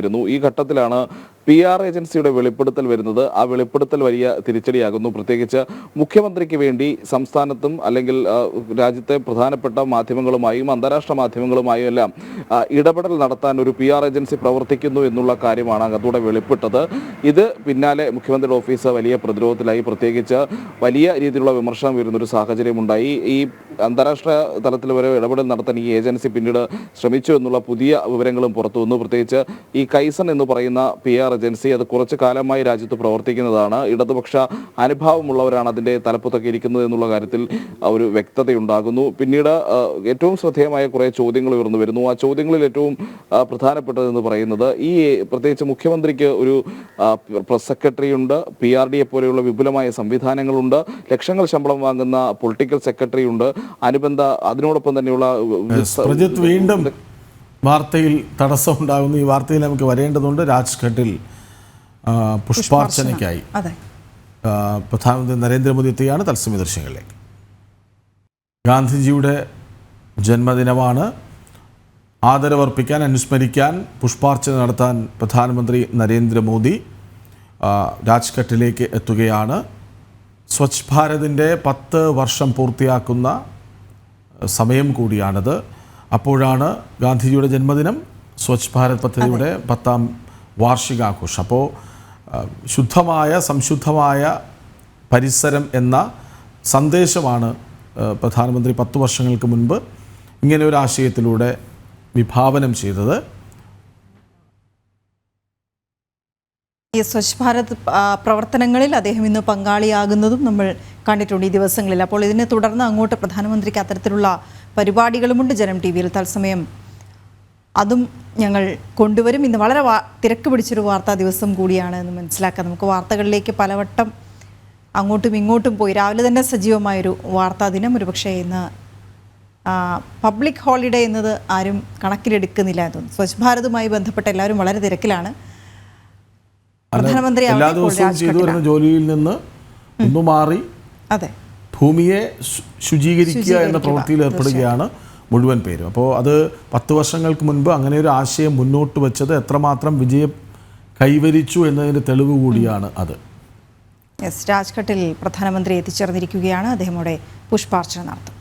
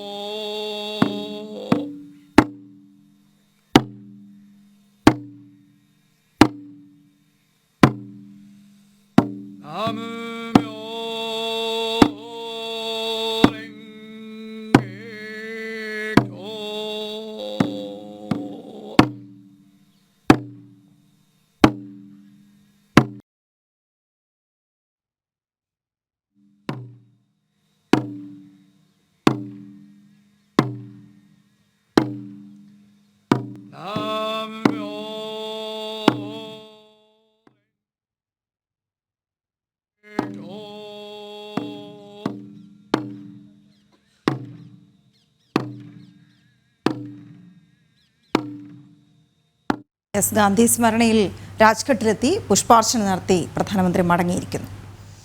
ഓക്കെ, നമ്മൾ ചർച്ച ചെയ്തുകൊണ്ടിരുന്ന വിഷയം വീണ്ടും 2 തവണ തടസ്സപ്പെട്ടു. മൊത്തത്തിൽ തടസ്സമാണ്. ഏതായാലും അതിലേക്ക് തന്നെ വീണ്ടും വരേണ്ടതുണ്ട്. പ്രജിത്ത് പറഞ്ഞു വന്നത് തുടർന്നോളൂ. ലോക്സഭാ തെരഞ്ഞെടുപ്പിന് ശേഷമുള്ള പുതിയ രാഷ്ട്രീയ അടവ് നയത്തിന്റെ ഭാഗമായിട്ടുള്ള ഒരു ബുദ്ധിപരമായ നീക്കം എന്ന നിലയിലൊക്കെ തന്നെയാണ് മുഖ്യമന്ത്രിയും സർക്കാരും ഒക്കെ ഇതിനെ കണ്ടത് എന്നുള്ളതാണ്. ഈ പ്രത്യേകിച്ച് ഇതുമായി ബന്ധപ്പെട്ടുള്ള പരാമർശങ്ങൾ, അതുമായി ബന്ധപ്പെട്ടുള്ള തുടർ രാഷ്ട്രീയ സംവിധാനങ്ങളൊക്കെ അങ്ങനെ തന്നെയാണ് കണ്ടത്. പക്ഷേ വലിയ രീതിയിലുള്ള വിമർശനം, പ്രത്യേകിച്ച് മലപ്പുറത്തെ തീവ്ര മുസ്ലിം നിലപാടുകാർ, മുസ്ലിം സംഘടനകൾ എന്നിവരിൽ നിന്ന് മുഖ്യമന്ത്രിക്കും സർക്കാരിനുമെതിരെ ഉണ്ടായി. അതിൻ്റെ ഒരു തോത് വല്ലാതെ പ്രതിപക്ഷം ഉയർത്തിക്കൊണ്ടുവരുന്ന ഒരു സാഹചര്യം ഉണ്ടായിരുന്നു. വലിയ രീതിയിലുള്ള രാഷ്ട്രീയ പ്രചരണത്തിനൊക്കെ അത് ഉപയോഗിക്കുന്നതും വരുന്ന തദ്ദേശ തെരഞ്ഞെടുപ്പിൽ വലിയ രീതിയിലുള്ള തിരിച്ചടി ഈ പരാമർശങ്ങൾ ഉണ്ടാക്കുമെന്നുള്ളൊരു വിലയിരുത്തലുമൊക്കെ വന്നു. അതിൻ്റെയൊക്കെ ഭാഗമായി കൂടിയാണ് ഒരു പക്ഷേ മുൻപ് പറഞ്ഞ കാര്യങ്ങൾ, പൊതുവായ ഒരു വാർത്താ സമ്മേളനത്തിൽ മുഖ്യമന്ത്രി പറഞ്ഞ കാര്യങ്ങൾ തന്നെയായിട്ട് കൂടി മുഖ്യമന്ത്രിക്ക് അത് പ്രസിദ്ധീകരിച്ച പത്രത്തിനെതിരെ നിലപാട് സ്വീകരിക്കേണ്ടി വരുന്നതും ആ രീതിയിലുള്ളൊരു തിരുത്തൽ ആവശ്യപ്പെടുന്ന ഒരു സാഹചര്യത്തിലേക്ക് കാര്യങ്ങൾ പോയതുമൊക്കെ. പക്ഷേ വലിയ തിരിച്ചടി തന്നെയാണ് അവിടെയും ഉണ്ടായിട്ടുള്ളത് എന്നുള്ളതാണ്. കാരണം സർക്കാരിന് വേണ്ടിയും മുഖ്യമന്ത്രിക്ക് വേണ്ടിയും ഒരു PR ഏജൻസി പ്രവർത്തിക്കുന്നു എന്നുള്ള വളരെ ഗുരുതരമായ ഒരു വെളിപ്പെടുത്തൽ ആ പത്രം നടത്തുന്നതിലേക്ക് കാര്യങ്ങൾ പോയി. കാരണം മുഖ്യമന്ത്രിയുടെ അഭിമുഖം തങ്ങൾ അങ്ങോട്ട് ആവശ്യപ്പെട്ടതല്ല, പക്ഷെ തിരിച്ച് PR ഏജൻസി മുഖ്യമന്ത്രിക്ക് വേണ്ടി ആവശ്യപ്പെട്ടതാണ് എന്ന രീതിയിൽ ആ പത്രം വെളിപ്പെടുത്തൽ നടത്തുന്നു. അതോടൊപ്പം മുഖ്യമന്ത്രിയുടെ ഓഫീസിൽ മുഖ്യമന്ത്രിയുടെ ഈ ഇന്റർവ്യൂ എടുക്കുന്ന സമയത്ത് അവിടെ ഈ PR ഏജൻസികളുടെ പ്രതിനിധികൾ ഉണ്ടായിരുന്നു എന്ന് പറയുമ്പോൾ കൃത്യമായി മുഖ്യമന്ത്രിക്കും മുഖ്യമന്ത്രിയുടെ ഓഫീസും ഈ PR ഏജൻസികളുടെ പ്രവർത്തനത്തെക്കുറിച്ചുള്ള അറിവുണ്ടായിരുന്നു. അവർ എന്താണ് ആ ലേഖനത്തിൽ, ആ അഭിമുഖത്തിൽ മുഖ്യമന്ത്രിയുടേതായി ഭാഗമായി കൊടുത്തത് എന്നുള്ള കാര്യത്തിൽ മുഖ്യമന്ത്രിയുടെ ഓഫീസിന് അറിവുണ്ടായിരുന്നു എന്നുള്ള കാര്യം വ്യക്തമാണ്. പക്ഷേ അതിലും വലിയ ഗുരുതരമായ ഒരു പ്രശ്നം നിലനിൽക്കുന്നത് മുൻപ് ഖലീജ് ടൈംസുമായി ബന്ധപ്പെട്ട UAE ആസ്ഥാനമായിട്ടുള്ള ഖലീജ് ടൈംസിലെ മുഖ്യമന്ത്രിയുടെ ഒരു അഭിമുഖം വന്നിരുന്നു. ആ അഭിമുഖത്തിലും കൃത്യമായി ആ അഭിമുഖം നടത്തിയ ആളുകൾ പോലും ഈ പറയുന്ന PR ഏജൻസിയോട് നന്ദി പറയുന്ന ഒരു സാഹചര്യമൊക്കെ ഉണ്ടായിട്ടുള്ളതാണ്. അപ്പോൾ കൃത്യമായി ദേശീയ അന്തർദേശീയ മാധ്യമങ്ങളിൽ മുഖ്യമന്ത്രിക്ക് വേണ്ടി ഇടപെടൽ നടത്താൻ ഒരു PR ഏജൻസി കുറച്ചു കാലമായി പ്രവർത്തിച്ചു വരുന്നു എന്നുള്ള കാര്യത്തിൽ ഒരു വ്യക്തത വന്നിരിക്കുന്നു. ഇതിൽ ഏറ്റവും ശ്രദ്ധേയമായ കാര്യം ഞാൻ നേരത്തെ പറഞ്ഞതുപോലെയാണ്, സംസ്ഥാനത്ത് PRD എന്ന് പറയുന്ന ഒരു സംവിധാനമുണ്ട്. അതോടൊപ്പം തന്നെ മുഖ്യമന്ത്രിക്ക് പ്രസ് സെക്രട്ടറി ഉണ്ട്, മുഖ്യമന്ത്രിക്ക് ലക്ഷങ്ങൾ ശമ്പളം വാങ്ങുന്ന പൊളിറ്റിക്കൽ സെക്രട്ടറി ഉണ്ട്, വിദഗ്ധ സംഘമുണ്ട്. അതോടൊപ്പം തന്നെ CPMന്റെ സൈബർ വിങ് പോലെയുള്ള വളരെ വിപുലമായ ഇത്തരത്തിൽ PR സംവിധാനങ്ങൾ നടത്താനുള്ള എല്ലാ സോഴ്സും ഉണ്ടെന്നിരിക്കെ എന്തിന് ഒരു സ്വകാര്യ ഏജൻസിക്ക് ഈ രീതിയിൽ മുഖ്യമന്ത്രിക്ക് വേണ്ടി PR പ്രവർത്തനം നടത്തേണ്ടി വരുന്നു എന്നുള്ളതാണ് ഇവിടെ നമ്മൾ എടുത്തു കാട്ടേണ്ട മറ്റൊരു വിഷയം. 2018 പ്രളയകാലത്തും പിന്നീട് കോവിഡ് കാലത്തുമൊക്കെ വലിയ രീതിയിൽ ചർച്ചയായതാണ് സംസ്ഥാനത്തിന് വേണ്ടി, സർക്കാരിന് വേണ്ടി നടക്കുന്ന PR വർക്കിനെ പറ്റി. പ്രതിപക്ഷ സംഘടനകൾ, BJP എന്നിവരെല്ലാം പലവട്ടം ഇത് ചൂണ്ടിക്കാട്ടിയതാണ്. എന്തിനാണ് കേരളത്തിൽ നടക്കുന്നതെല്ലാം PR പ്രവർത്തനമാണെന്ന് ഇതിലുള്ള വിമർശനങ്ങളൊക്കെ വന്നു. അന്ന് പക്ഷേ മുഖ്യമന്ത്രി പല്ലും നഖവും ഉപയോഗിച്ച് ആ വിമർശനങ്ങളെ എതിർക്കുന്നത് നമ്മൾ കണ്ടതാണ്. എനിക്കതിൻ്റെ ഒന്നും ആവശ്യമില്ല, ഞാൻ ഈ നാട്ടിലുള്ളതല്ലേ, നിങ്ങൾക്ക് എന്നെ അറിയാവുന്നതല്ലേ തുടങ്ങിയിട്ടുള്ള വാർത്താ സമ്മേളനങ്ങളിൽ അതിന് അദ്ദേഹത്തിൻ്റെ ചോദ്യങ്ങൾ വരെ വലിയ ചർച്ചയായിരുന്നു. പിന്നീട് കേരളത്തെ രക്ഷിക്കാനെത്തിയ ആളെന്ന നിലയിലൊക്കെ വലിയ രീതിയിൽ മുഖ്യമന്ത്രി ഒരു രക്ഷകന്റെ താര പരിവേഷമൊക്കെ നൽകിയെന്ന് വേണമെങ്കിൽ നമ്മൾ പറയേണ്ടി വരും. ആ രീതിയിൽ ബ്രാൻഡ് ചെയ്ത് അവതരിപ്പിക്കുന്നതും നവമാധ്യമങ്ങളിൽ നമ്മൾ കണ്ടതാണ്. അന്നേ വലിയ രീതിയിലുള്ള വിമർശനങ്ങൾ ഉയർന്നു. പക്ഷേ അപ്പോഴും മുഖ്യമന്ത്രി തനിക്കൊരു PR പ്രചാരണവുമില്ല എന്നുള്ള ശക്തമായ നിലപാടെടുത്തു. പിന്നീട് കോൺഗ്രസിന് വേണ്ടിയിട്ട് കോൺഗ്രസിന്റെ ഒരു ഇന്ത്യയിലെ തന്നെ പ്രധാനപ്പെട്ട PR വിദഗ്ധന്മാരിൽ ഒരാളായ കനഗോകുലു കോൺഗ്രസിന്റെ ഒരു യോഗത്തിൽ പങ്കെടുത്തതിന് ഈ മുഖ്യമന്ത്രി വലിയ രീതിയിൽ ഏതാണ്ട് നമ്മുടെ രാഷ്ട്രീയ ധാർമ്മികത തന്നെ ഇല്ലാതായി എന്ന രീതിയിലുള്ള വലിയ വിമർശനമൊക്കെ മുഖ്യമന്ത്രി ഉന്നയിക്കുന്ന ഒരു സാഹചര്യമൊക്കെ ഉണ്ടായിരുന്നു.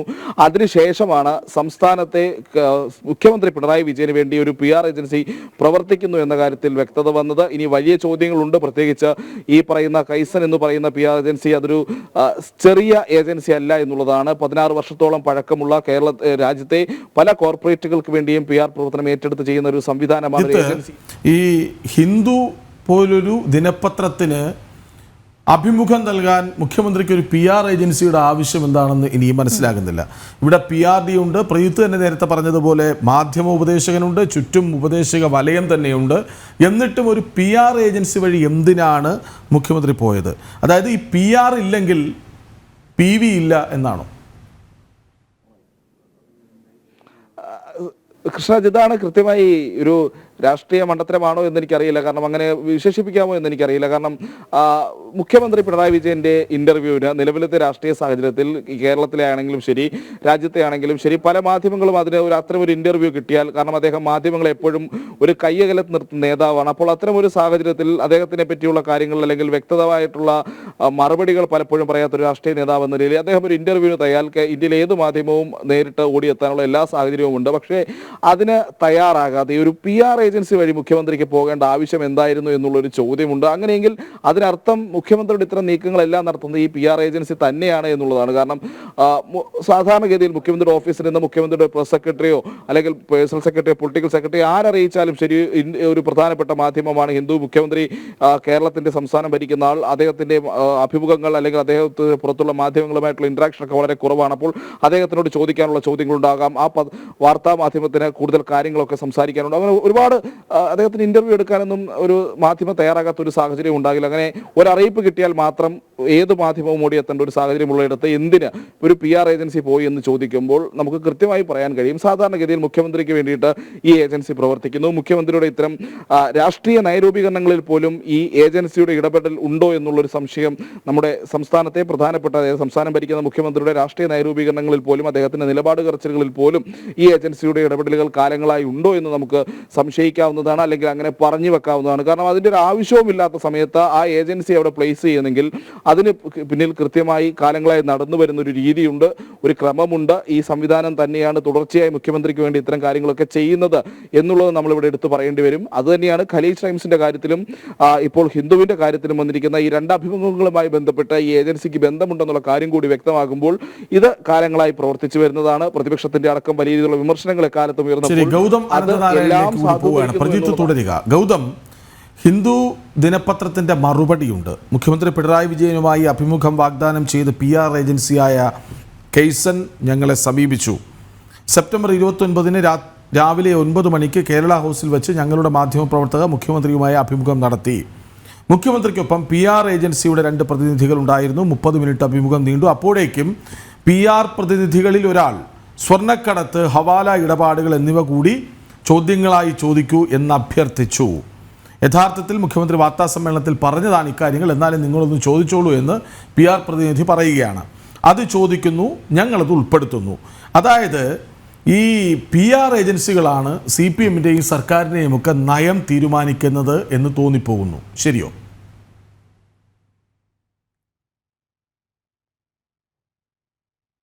രീതിയിലുള്ള വിഷയമാണ് ഇപ്പോൾ ചർച്ച ചെയ്തുകൊണ്ടിരിക്കുന്നത്. കാരണം ഈ കൈസൺ എന്ന ഈ PR ഏജൻസിയുടെ വെബ്സൈറ്റിൽ ഉൾപ്പെടെ നോക്കുമ്പോൾ അതിലവർ പ്രധാനമായും എടുത്തു പറയുന്നത് ക്രൈസിസ് മാനേജ്മെന്റ് ആണ് അവരുടെ ഏറ്റവും പ്രധാനപ്പെട്ട ദൗത്യം എന്നുള്ളതാണ്. നേരത്തെ പ്രജിത്ത് സൂചിപ്പിച്ചതുപോലെ നമ്മുടെ രാജ്യത്തിനകത്തും പുറത്തുമുള്ള ശതകോടീശ്വരന്മാരും അതോടൊപ്പം തന്നെ വലിയ കോർപ്പറേറ്റ് കമ്പനികളുമൊക്കെ കോടിക്കണക്കിന് രൂപ ചെലവഴിച്ചാണ് ഈ കൈസന്റെ സഹായം തേടുന്നത്. അപ്പോൾ ക്രൈസിസ് മാനേജ്മെന്റ് എന്ന് പറയുമ്പോൾ നമുക്കറിയാം കേരളത്തിലെ ഇടത് സർക്കാർ വലിയ പ്രതിസന്ധികളെ നേരിട്ടുകൊണ്ടിരിക്കുകയാണ്.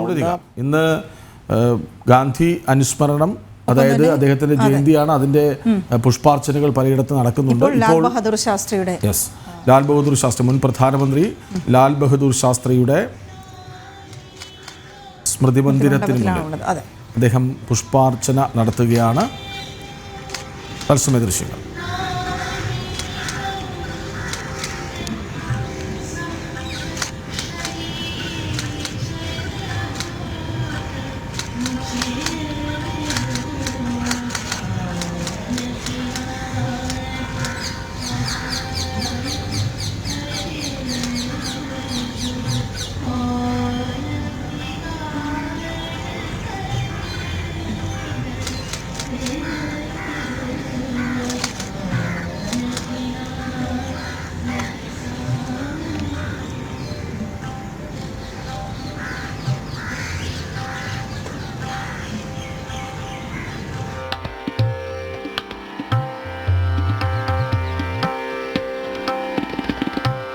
दुष्ट दुशासन विमल द्रौपदी,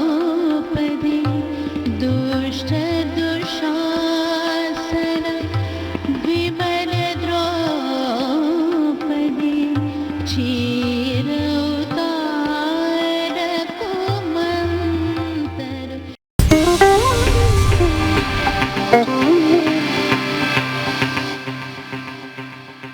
ദിനപത്രത്തിൽ വന്ന മുഖ്യമന്ത്രിയുടെ അഭിമുഖം സംബന്ധിച്ചുള്ള വിവാദം ഇങ്ങനെ തുടരുകയാണ്. അപ്പോൾ ഗൗതമിനോട് നമ്മൾ സംസാരിച്ചു വരികയായിരുന്നു. ഗൗതമിനോട് ചോദിച്ചു. ഗൗതം പറഞ്ഞ് റിപ്പോർട്ട് തുടങ്ങുമ്പോഴാണ് നമുക്ക് വീണ്ടും ഈ തത്സമയ സംപ്രേഷണത്തിലേക്ക് പോകേണ്ടി വന്നത്. ഗൗതം, തുടരാം. വീണ, നേരത്തെ നമ്മൾ സൂചിപ്പിച്ചു വന്നത് ഈ കൈസണുമായി ബന്ധപ്പെട്ടാണ്. ഈ PR ഏജൻസി അവരുടെ വെബ്സൈറ്റിൽ ഉൾപ്പെടെ അവർ ചൂണ്ടിക്കാണിക്കുന്നത് അവരുടെ ഏറ്റവും പ്രധാനപ്പെട്ട ദൗത്യം ക്രൈസിസ് മാനേജ്മെന്റ് ആണ് എന്നുള്ളതാണ്. അങ്ങനെ ശതകോടീശ്വരന്മാർ, കോർപ്പറേറ്റുകൾ, കോടികൾ ആസ്തിയുള്ള രാഷ്ട്രീയ നേതാക്കൾ ഇവർക്കൊക്കെ ഉപദേശം നൽകുകയും ഇവരുടെയൊക്കെ വഴികാട്ടിയായി പ്രവർത്തിക്കുകയും ഒക്കെ ചെയ്യുന്ന ഒരു പക്ക കോർപ്പറേറ്റ് സംവിധാനമാണ് ഈ PR ഏജൻസി ആയിട്ടുള്ള കൈസൺ എന്ന് പറയുന്നത്. നമുക്കറിയാം, പിണറായി വിജയനാണെങ്കിലും കേരളത്തിലെ CPM നേതാക്കളാണെങ്കിലും എപ്പോഴും കോർപ്പറേറ്റ് സംവിധാനത്തിനെതിരെ പ്രസംഗിക്കുകയും അതിനെതിരെയാണ് പടയൊരുക്കം എന്ന് കമ്മ്യൂണിസ്റ്റുകൾ പലപ്പോഴും പ്രസംഗിക്കുകയും ഒക്കെ ചെയ്തിട്ടുണ്ട്. അങ്ങനെയുള്ള ഒരു സർക്കാരും അതിൻ്റെ മുഖ്യമന്ത്രിയുമാണ് ഇപ്പോൾ ഇങ്ങനെയുള്ള ഒരു PR ഏജൻസിയുടെ സഹായം ഏറ്റെടുക്കുന്നുവെന്ന് മാത്രമല്ല, ഇത്തരത്തിൽ വാർത്ത നൽകുന്നതിൽ പോലും PR ഏജൻസികൾ ഏതൊക്കെ വാർത്ത നൽകണം അല്ലെങ്കിൽ ഏത് പത്രത്തിന് നൽകണം എന്ന രീതിയിൽ പോലും മുഖ്യമന്ത്രിയുടെ ഓഫീസിനെ നിയന്ത്രിക്കുന്നു. അതാണിപ്പോൾ വലിയ തിരിച്ചടിയായി ഈ മുഖ്യമന്ത്രിക്കും അതോടൊപ്പം തന്നെ CPM-നും അല്ലെങ്കിൽ സർക്കാർ സംവിധാനത്തിനും എല്ലാം മാറിയിരിക്കുന്നത്. ഇതിലേറ്റവും ശ്രദ്ധേയമെന്നത് ഇത് മുഖ്യമന്ത്രി പറയാത്തൊരു കാര്യമല്ല. നമുക്കറിയാം, ഈ വാർത്ത ദ ഹിന്ദു പത്രത്തിൽ വരുന്നതിന് ഏതാനും ദിവസങ്ങൾക്ക് മുൻപ് കേരളത്തിൽ വാർത്താ സമ്മേളനത്തിൽ മുഖ്യമന്ത്രി പിണറായി വിജയൻ പറഞ്ഞ രണ്ട് പ്രധാനപ്പെട്ട പ്രസക്തമായ കാര്യങ്ങൾ, അതൊരു വളരെ ശ്രദ്ധേയമായ പരാമർശമാണ് അദ്ദേഹം അന്ന് നടത്തിയത്. അതായത് ഒന്ന്, സ്വർണ്ണക്കടത്തുമായി ബന്ധപ്പെട്ട് 2020 മുതൽ 2023 വരെ കഴിഞ്ഞ വർഷം വരെയുള്ള കടന്നുപോയ 3 വർഷത്തിൽ കേരളത്തിലേക്ക് വന്നിട്ടുള്ള സ്വർണം എന്ന് പറയുന്നത് അനധികൃതമായി വന്ന് പിടിച്ചെടുത്ത സ്വർണം ഏതാണ്ട് 147 കിലോഗ്രാം സ്വർണമാണ്. ആ 147 കിലോഗ്രാമിൽ മലപ്പുറം ജില്ലയിലേക്ക് മാത്രമായി കഴിഞ്ഞ 3 വർഷത്തിൽ അനധികൃതമായി വന്നിരിക്കുന്ന സ്വർണം എന്നത് 124.47 കിലോഗ്രാം സ്വർണമാണ്. എന്ന് പറയുമ്പോൾ ഏതാണ്ട് 147 കിലോ സ്വർണം എത്തിയതിൽ 124 കിലോയും പോയിരിക്കുന്നത് മലപ്പുറം ജില്ലയിലേക്കാണ് എന്ന് മുഖ്യമന്ത്രി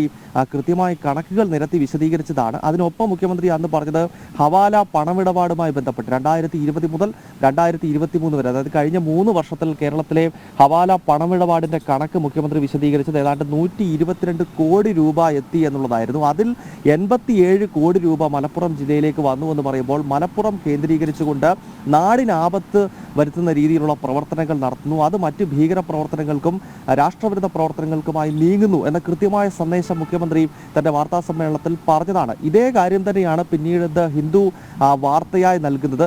എന്നാൽ അത് മുഖ്യമന്ത്രിയുടെ ഓഫീസ് നിഷേധിക്കുകയും അത്തരമൊരു പ്രതികരണം ഈ ഇന്റർവ്യൂവിനകത്ത് മുഖ്യമന്ത്രി നടത്തിയിട്ടില്ല എന്ന് പ്രസ് സെക്രട്ടറി തന്നെ വിശദീകരിക്കുകയും ഒക്കെ ചെയ്യുന്നത് വലിയ ആശയക്കുഴപ്പം ഉണ്ടാവുകയാണ്. അപ്പോൾ ഇവിടെ പ്രസക്തമായി ഉയരുന്ന ചോദ്യം ഈ പറഞ്ഞു വരുന്നതുമായി ചേർത്തൊരു ചോദ്യമായി ചോദിക്കുകയാണ്.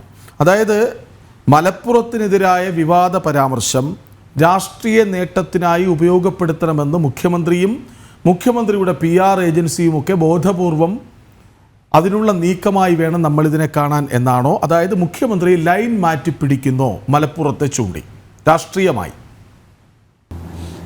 കൃഷ്ണരാജ്, അത് തന്നെയാണ് നമുക്ക് മനസ്സിലാക്കാൻ സാധിക്കുന്നത്. കഴിഞ്ഞ കുറച്ച് ദിവസമായി പുറത്തു വരുന്ന വാർത്തകൾ തന്നെ ശ്രദ്ധിക്കുമ്പോൾ നമുക്ക് ഇത് കാണാൻ സാധിക്കും. അതായത് CPM-ന്റെ സംസ്ഥാന കമ്മിറ്റി യോഗത്തിനകത്തും അതോടൊപ്പം തന്നെ ഇപ്പോൾ വിവിധ സമ്മേളനങ്ങൾ പാർട്ടിയുമായി ബന്ധപ്പെട്ട് അതിൻ്റെ ബ്രാഞ്ച് സമ്മേളനങ്ങളും മറ്റും സംസ്ഥാന സമ്മേളനത്തിന് മുന്നോടിയായി ചേർന്നുകൊണ്ടിരിക്കുകയാണ്. ഇതിലെല്ലാം നിലവിൽ ഈ ന്യൂനപക്ഷ വർഗീയതയെ ഇനിയും പ്രോത്സാഹിപ്പിക്കേണ്ടതില്ല എന്ന വലിയൊരു വിമർശനം അല്ലെങ്കിൽ അഭിപ്രായം ഉയർന്നു വരുന്നുണ്ട്. CPM സംസ്ഥാന സമിതിയുടെ തീരുമാനം തന്നെ ഇനിയും ന്യൂനപക്ഷ സംഘടനകളെയും അല്ലെങ്കിൽ അതിൻ്റെ പ്രവർത്തനങ്ങളെയും ന്യൂനപക്ഷ വർഗീയ സ്വഭാവമുള്ള സംഘടനകളെയും ശക്തമായി എതിർക്കണമെന്ന് പറയുമ്പോൾ അതിൻ്റെ അർത്ഥം മുൻപ് അതിനെ താലോലിച്ചിരുന്നു എന്നാണ്. നമുക്കറിയാമല്ലോ, SDPI ഉൾപ്പെടെയുള്ള സംഘടനകളുമായി CPM വിവിധ പഞ്ചായത്തുകൾ, കേരളത്തിലെ പഞ്ചായത്തുകൾ ഭരിക്കുന്ന സാഹചര്യങ്ങൾ ഉണ്ടായിട്ടുണ്ട്. ജമാഅത്തെ ഇസ്ലാമിയുമായി രാഷ്ട്രീയ നീക്കുപോക്കുകൾ ഉണ്ടായിട്ടുണ്ട്. മാത്രമല്ല, തീവ്ര മുസ്ലിം സംഘടനകളെയും തീവ്ര ഇസ്ലാമിസ്റ്റുകളെയും തൃപ്തിപ്പെടുത്തുന്ന രീതിയിലുള്ള ഭരണമാണ് കഴിഞ്ഞ ഏതാണ്ട് 6 വർഷക്കാലമായി കേരളത്തിൽ നടന്നു വരുന്നത് എന്ന കാര്യത്തിൽ യാതൊരു സംശയവുമില്ല. അതിനാൽ തന്നെയാണ് പിണറായി വിജയന് തുടർഭരണം ലഭിക്കുന്നതിൽ പോലും ഈ തീവ്ര മുസ്ലിം വോട്ടുകൾ ഏറ്റവും പ്രധാനപ്പെട്ട ഘടകമായി മാറി എന്നതും ഒരു വസ്തുതയാണ്.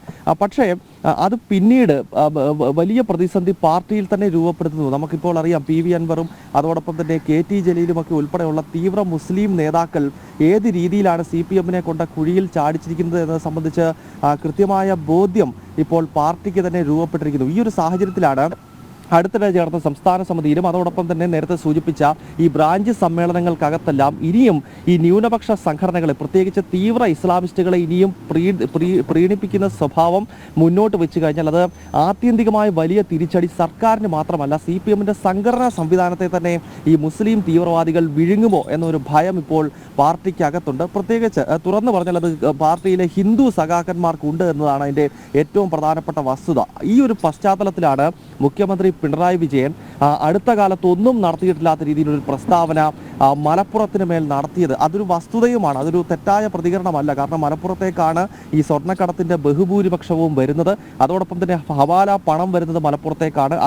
അത് കൃത്യമായി ഉപയോഗിക്കുന്നത് മലപ്പുറം കേന്ദ്രീകൃതമായി പ്രവർത്തിക്കുന്ന തീവ്ര മുസ്ലിം സംഘടനകളാണ്. ഇതെല്ലാം ഒരു വസ്തുതയാണ്. പക്ഷേ ഇതൊന്നും മുൻപ് മുഖ്യമന്ത്രിയോ അല്ലെങ്കിൽ കേരളത്തിലെ CPM നേതാക്കളോ പറഞ്ഞിരുന്നില്ല. പക്ഷേ ഇപ്പോൾ ഈ ലൈൻ മാറ്റി പിടിക്കുന്നതിൻ്റെ ഭാഗമായിട്ടാണ് മുഖ്യമന്ത്രി പിണറായി വിജയൻ വാർത്താ സമ്മേളനത്തിനകത്ത് ഈ മലപ്പുറത്തേക്കാണ് എത്തുന്ന സ്വർണത്തിന്റെ 90% പോകുന്നതെന്നും ഹവാല പണമിടപാട് കേരളത്തിൽ മുഴുവൻ പിടികൂടിയതിൽ ഏതാണ്ട് 87 കോടി രൂപ 122 കോടി കൂടി എതിരായ പശ്ചാത്തലത്തിൽ മലപ്പുറം കേന്ദ്രീകരിച്ച് നിൽക്കുന്ന പല ഇടതു നേതാക്കൾ, മുസ്ലിം ഇടതു നേതാക്കളും CPM-നെതിരെ തിരിയുമെന്ന് തോന്നിപ്പിക്കുന്ന ഈ ഘട്ടത്തിൽ മുഖ്യമന്ത്രി പുതിയൊരു രാഷ്ട്രീയ നയമാറ്റം എന്ന് തോന്നിപ്പിക്കുന്ന തരത്തിൽ പറയുന്നു.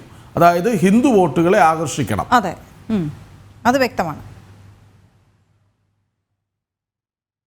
കൃഷ്ണരാജ്, അതായത് ലോക്സഭാ തെരഞ്ഞെടുപ്പിലൊക്കെ ഉണ്ടായിട്ടുള്ള വലിയ തിരിച്ചടിയാണ് CPM-നെ ഈ രീതിയിൽ പ്രേരിപ്പിക്കുന്നത്. അതിൽ ഏറ്റവും ശ്രദ്ധേയമെന്ത് BJP-യിലേക്ക് CPM വോട്ടുകൾ പോകുന്നുവെന്നതാണ്. ആലപ്പുഴയിലും അതോടൊപ്പം തന്നെ ആറ്റിങ്ങലിലും തൃശ്ശൂരിലുമൊക്കെ CPM-ന്റെ കോർ വോട്ടുകളാണ് BJP സ്ഥാനാർത്ഥികൾക്ക് പോയിരിക്കുന്നത്. പ്രത്യേകിച്ച് ആറ്റിങ്ങലിനെ പറ്റിയുള്ള CPM-ന്റെ തന്നെ പഠനത്തിനകത്ത് സൂചിപ്പിച്ചിരിക്കുന്നത് പാർട്ടി വോട്ടുകൾ, അതായത് പാർട്ടിയുടെ കേഡർ വോട്ടുകൾ തന്നെ വി മുരളീധരന് ആറ്റിങ്ങലിലും അതോടൊപ്പം തന്നെ ആലപ്പുഴയിൽ ശോഭാ സുരേന്ദ്രനും തൃശ്ശൂരിൽ സുരേഷ് ഗോപിക്കുമൊക്കെ പോയിരിക്കുന്നു എന്ന് പറയുന്നത് CPM-നെ ഇരുത്തി ചിന്തിപ്പിക്കുന്ന ഒരു കാര്യമാണ്. അതിനാൽ തന്നെ ഇനിയും കുറച്ചുനാൾ ലൈൻ മാറ്റി പിടിക്കുക, അതായത് ഇത്രയും നാൾ അധികാരത്തിലെത്തുവാൻ തീവ്ര മുസ്ലിം വോട്ടുകളെ സഹായിച്ചു.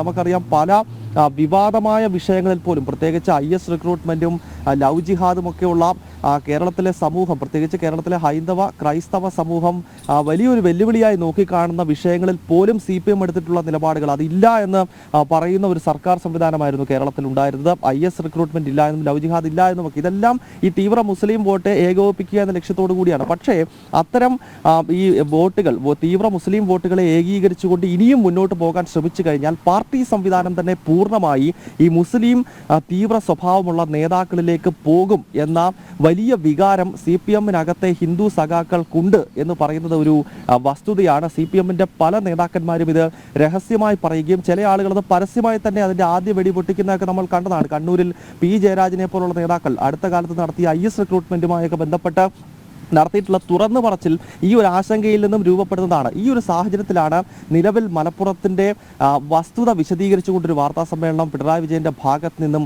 ഉണ്ടായത് എന്നത് ശ്രദ്ധേയമാണ്. പക്ഷേ അവിടെയാണ് അൻവറിന്റെ മറപിടിച്ച്, അൻവർ ഉണ്ടാക്കി വെച്ച എതിർപ്പിന്റെ മറപിടിച്ച് ഹിന്ദു വോട്ടുകൾ ലക്ഷ്യമിടുക എന്ന പുതിയ തന്ത്രത്തിലേക്ക്, പുതിയ തന്ത്രമല്ല, എപ്പോഴും അങ്ങനെയുള്ള നിലപാടുകൾ തന്നെയാണ് മാറിയും മറിഞ്ഞും പ്രീണിപ്പിക്കുക എന്ന് തന്നെയാണ് ഇടതു നയം. എങ്കിലും അങ്ങനെ ഒരു ലക്ഷ്യമാണ് മലപ്പുറം പരാമർശത്തിന് പിന്നിൽ എന്ന് മനസ്സിലാക്കണം. പക്ഷെ ആകെ അങ്ങ് ഇളകി വന്നപ്പോൾ മുഖ്യമന്ത്രി വല്ലാതെ പ്രതിരോധത്തിലായി. PR ഏജൻസി കൂടി വെളിപ്പെടുത്തൽ വന്നതോടെ ആണ് കുരുക്കിലായത്. അതാണ് വലിയ തിരിച്ചടി. യെസ്.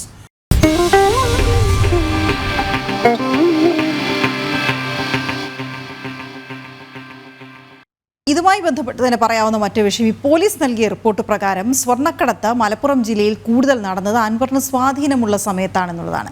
സ്വർണം പോലീസ് പിടികൂടാൻ തുടങ്ങിയതോടെയാണ് അൻവർ രംഗത്ത് വന്നത് എന്ന വാദത്തിന് ഇത് കൂടുതൽ ശക്തി പകരുകയാണ്. ആനന്ദ് പുത്തൂർ വിവരങ്ങളുമായി ചേരുകയാണ്. ആനന്ദ്, ഇത് യാഥാർത്ഥ്യമല്ലേ? അങ്ങനെ ഒരു പോലീസ് റിപ്പോർട്ട് വരുമ്പോൾ ആ സ്വർണ്ണക്കടത്തുമായി ബന്ധപ്പെട്ട് ആർക്കൊക്കെ എപ്പോഴൊക്കെ ഇടപെടാൻ കഴിഞ്ഞിട്ടുണ്ട്, സ്വാധീനം ചെലുത്തിയിട്ടുണ്ട് എന്നുള്ളതൊക്കെ വ്യക്തമാവുകയല്ലേ?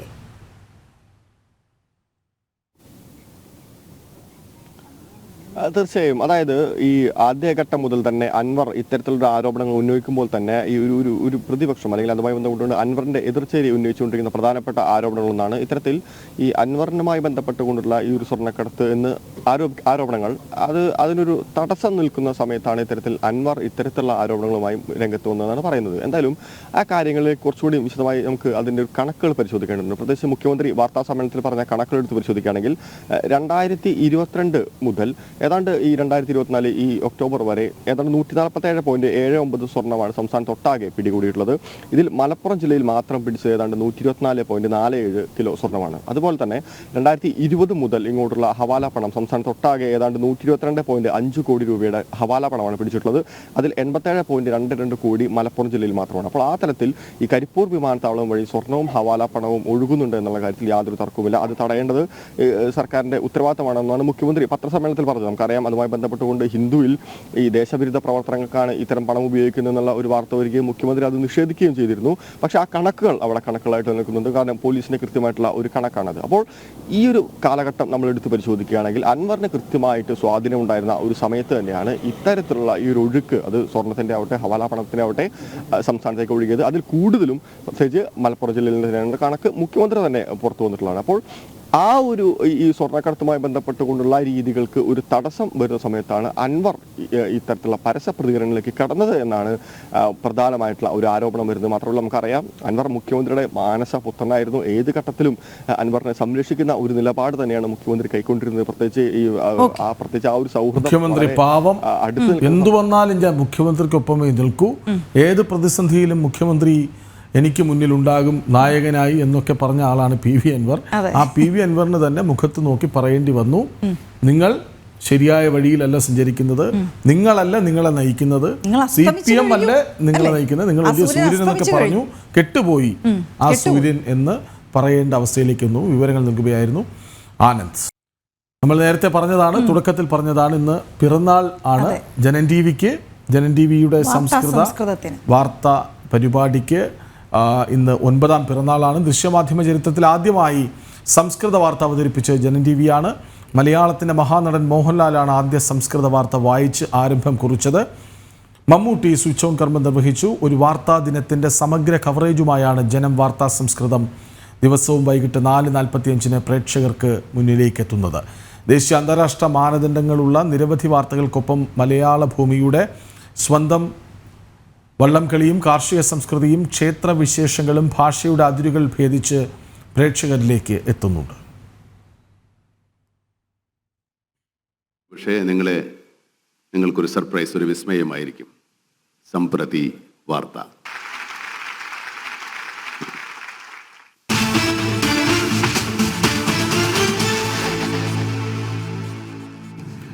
നമസ്തേ.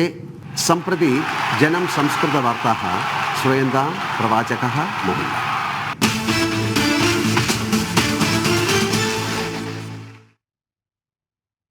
എന്തൊരു അനുപമ നിമിഷമാണത്. മലയാളത്തിൻ്റെ 2 മഹാനടന്മാർ, ഒരാൾ സ്വിച്ച് ഓൺ കർമ്മം നിർവഹിച്ച് ആദ്യ സംസ്കൃത വാർത്ത വായിക്കാൻ പോകുന്നത് ഒരു സർപ്രൈസ് ആണ് എന്ന് പറയുന്നു.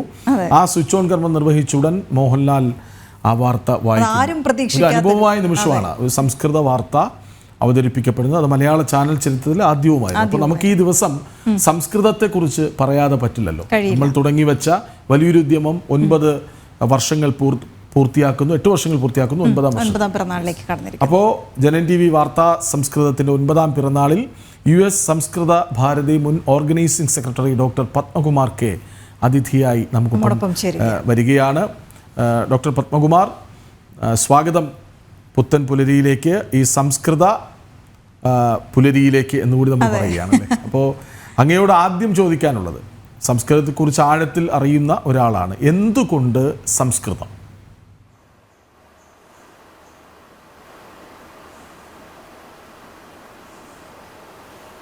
നമസ്കാരം. സംസ്കൃതം എല്ലാ ഭാരതീയ ഭാഷകളുടെയും ഒരു അമ്മയാണ് സംസ്കൃതം എന്ന് പറയുന്നത്. അപ്പോൾ സംസ്കൃത ഭാഷ ഭാരതത്തിൻ്റെ സാംസ്കാരിക ഭാഷ എന്നാണ് നമ്മൾ ഇപ്പോൾ അറിയപ്പെടുന്നത്. ഈ സംസ്കൃത ഭാഷ പഠിച്ചാൽ നമ്മളുടെ എല്ലാ മാതൃഭാഷയും വളരെ നന്നായിട്ട് നമുക്ക് സംസാരിക്കാൻ സാധിക്കും. ഒരു ഭാഷയ്ക്കും എതിരല്ല സംസ്കൃതം. എല്ലാ ഭാഷയും സംസ്കൃത ഭാഷ ഉൾക്കൊള്ളുന്നു. സംസ്കൃത ഭാഷയ്ക്ക് എല്ലാ ഭാഷയെയും ഉൾക്കൊള്ളാനുള്ള ഒരു കഴിവുണ്ട്. അതാണ് സംസ്കൃത ഭാഷ പഠിക്കണം എന്ന് പറയാനുള്ള കാരണം. പ്രത്യേകിച്ചും നമ്മളുടെ മലയാള ഭാഷ, അതിലെ ഒരു 70% പദങ്ങളും സംസ്കൃതത്തിലാണ് ഉള്ളത്. നമ്മളുടെ പ്രസിദ്ധമായ ഒരു വാക്യം തന്നെയുണ്ട്, സംസ്കൃത ഭാഷ തൻ സ്വാഭാവിക ഔജസ്സും സാക്ഷാത് തമിഴിൻ്റെ മാധുര്യവും ഒത്തുചേർന്നുള്ളത് ഒരു ഭാഷയാണെൻ ഭാഷ, മത്താടിക്കൊള്ളുക അഭിമാനമേ നീ. അപ്പോൾ അത്രയും സ്വാധീനം സംസ്കൃത ഭാഷയുടെ നമ്മളുടെ എല്ലാ ഭാഷകളിലും, ഭാരതീയ ഭാഷകളിൽ പ്രത്യേകിച്ചും, ഭാരതീയ ഭാഷകളിൽ മാത്രമല്ല വിദേശ ഭാഷകളിലും എല്ലാ ഭാഷകളിലും നമുക്ക് സംസ്കൃതത്തിൻ്റെ സ്വാധീനം കാണാനായിട്ട് സാധിക്കും. അതുകൊണ്ട് സംസ്കൃതം പഠിക്കുന്നത് നമ്മളുടെ ജ്ഞാനം വർദ്ധിപ്പിക്കാനായിട്ട്, എല്ലാ തരത്തിലും നമ്മളുടെ ജ്ഞാനം വർദ്ധിപ്പിക്കാനായിട്ട് ഉതകുന്നതാണ്. അതാണ് സംസ്കൃതം പഠിക്കണം എന്ന് പറയാനായിട്ട് സംസ്കൃത ഭാരതി എല്ലാവരെയും സംസ്കൃതം പഠിക്കാനും സംസ്കൃതത്തിലേക്ക് കൊണ്ടുവരാനുമായിട്ട് പ്രയത്നിക്കുന്നത്. താങ്കൾ പറഞ്ഞത് ശരിയാണ്. നമ്മൾ ദിവസേന ഉപയോഗിക്കുന്ന വാക്കുകളിൽ പോലും എത്ര കണ്ട് സംസ്കൃത വാക്കുകൾ നമ്മൾ അറിയാതെ കടന്നുകൂടുന്നുണ്ട് എന്നുള്ളതാണ്. അത് മലയാളമായി തന്നെ, കാരണം സംസ്കൃതത്തിൽ നിന്ന് ഉരുത്തിരിഞ്ഞു വരുന്നത് എന്നുള്ളത് കൊണ്ട് തന്നെ ആ വാക്കുകളെല്ലാം നമ്മൾ മലയാളമായി തന്നെ ഉപയോഗിച്ച് പോകുന്ന വാക്കുകളാണ്. അങ്ങനെ എത്ര ഭാഷകൾക്ക് ആ ഒരു ഇപ്പോഴും ഈ സംസ്കൃത വാക്കുകൾ ഉൾപ്പെടുത്തിക്കൊണ്ട് ഉപയോഗിച്ച് പോരുന്നുണ്ട്. അത് ഈ ഭാഷകൾ തമ്മിലുള്ള അന്തരം, ഒരുപക്ഷെ നമുക്ക് മറ്റൊരു സംസ്ഥാനത്ത് പോയി മറ്റൊരു ഭാഷ സംസാരിക്കുന്ന ഒരാളോട് നമ്മൾ നേരിട്ട് സംസാരിക്കുമ്പോൾ പോലും ചില വാക്കുകൾ നമുക്ക് ചില അർത്ഥങ്ങൾ നേരിട്ട് കിട്ടുന്നതിന്, അല്ലെങ്കിൽ എന്താണ് സംസാരിക്കുന്നത് എന്നുള്ളത് മനസ്സിലാക്കാൻ ഒരു പക്ഷേ കഴിയുന്നുണ്ട്. അത് അത്ര കണ്ടിങ്ങനെ പടർന്നു കിടക്കുകയല്ലേ ആവാല?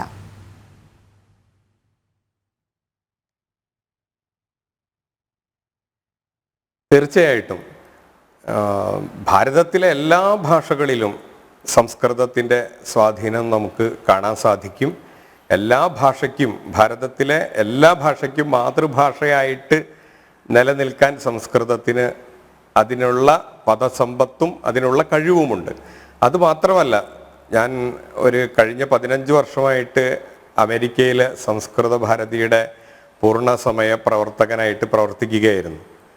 അപ്പോഴാണ് മറ്റ് ഭാഷകളുമായിട്ട് ബന്ധപ്പെടാനായിട്ട് ഒരു ശ്രമം നടത്തിയത്. മറ്റെല്ലാ ഭാഷകളിലും, ഇപ്പോൾ ഇംഗ്ലീഷ് ഭാഷയിൽ തന്നെ, ഇപ്പോൾ നമുക്ക് എല്ലാവർക്കും അറിയാവുന്നതാണ്, ഇംഗ്ലീഷ് ഭാഷയിൽ ഫാദർ എന്ന് വെച്ചാൽ പിത എന്നുള്ള വാക്കിൽ നിന്നാണ് ഫാദർ എന്നുണ്ടാവുന്നത്. മാത എന്ന വാക്കിൽ നിന്നാണ് മദർ എന്നുണ്ടാവുന്നത്. സ്വസ എന്ന വാക്കിൽ നിന്നാണ് സിസ്റ്റർ എന്നുണ്ടാവുന്നത്. ഭ്രാത എന്ന വാക്കിൽ നിന്നാണ് ബ്രദർ എന്നുണ്ടാവുന്നത്. നോക്കൂ, സാധാരണയായിട്ട് നമ്മൾ ഇംഗ്ലീഷിൽ ഉപയോഗിക്കുന്ന എത്രയോ വാക്കുകൾ സംസ്കൃതത്തിൽ നിന്നും ഉത്ഭവിക്കുന്നത് നമുക്ക് വളരെ സിമ്പിളായിട്ട് നമുക്ക് മനസ്സിലാക്കാനായിട്ട് സാധിക്കും. അപ്പോൾ എല്ലാ ഭാഷകളിലെയും സംസ്കൃത ഭാഷയുടെ സ്വാധീനമുണ്ട്. അതുമാത്രമല്ല, നമ്മളുടെ വിശ്വാസമനുസരിച്ച് വേദങ്ങളുടെ ഭാഷ, ഉപനിഷത്തിന്റെ ഭാഷ, ആഗമങ്ങളുടെയും ശാസ്ത്രങ്ങളുടെയും ഒക്കെ ഭാഷ സംസ്കൃതമാണല്ലോ. ശരി, ഇപ്പോൾ അങ്ങ് സംസ്കൃത ഭാരതിയുടെ മുൻ ഓർഗനൈസിംഗ് സെക്രട്ടറിയാണ്. ഈ സംസ്കൃതം പഠിക്കാനുള്ള പ്രേരണ എന്തായിരുന്നു, അല്ലെങ്കിൽ ആ പ്രവർത്തനങ്ങളുടെ തുടക്കം എന്താണ്?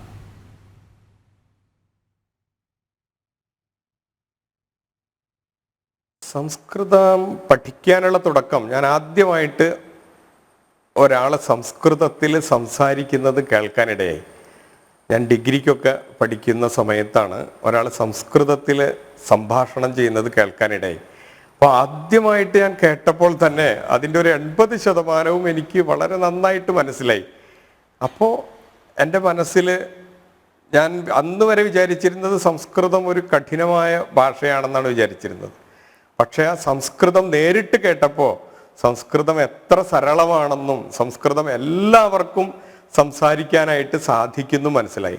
അത്രയ്ക്ക് എളുപ്പമാണ് സംസ്കൃത ഭാഷ പഠിക്കാൻ തുടങ്ങിയത്. എൻ്റെ ഗ്രാമത്തില് വളരെ എളുപ്പമാണ് സംസ്കൃതം പഠിക്കാൻ. സംസ്കൃത ഭാരതിയുടെ ഒരു പദ്ധതി തന്നെയുണ്ട്. വിശ്വത്തിലെ ഒരു 39 രാഷ്ട്രങ്ങളിൽ സംസ്കൃത ഭാരതിയുടെ പ്രവർത്തനങ്ങളുണ്ട്. ആ സംസ്കൃത ഭാരതി ചെയ്യുന്നത് 10 ദിവസം കൊണ്ട് സംസ്കൃതം നന്നായിട്ട് സംഭാഷണം ചെയ്യാൻ പഠിപ്പിക്കുകയാണ്. വെറും 10 ദിവസം കൊണ്ട് ഒരു ഭാഷ നമുക്ക് സംസാരിക്കാൻ സാധിക്കും എന്ന് പറയുന്നത് വളരെയധികം അത്ഭുതമല്ലേ.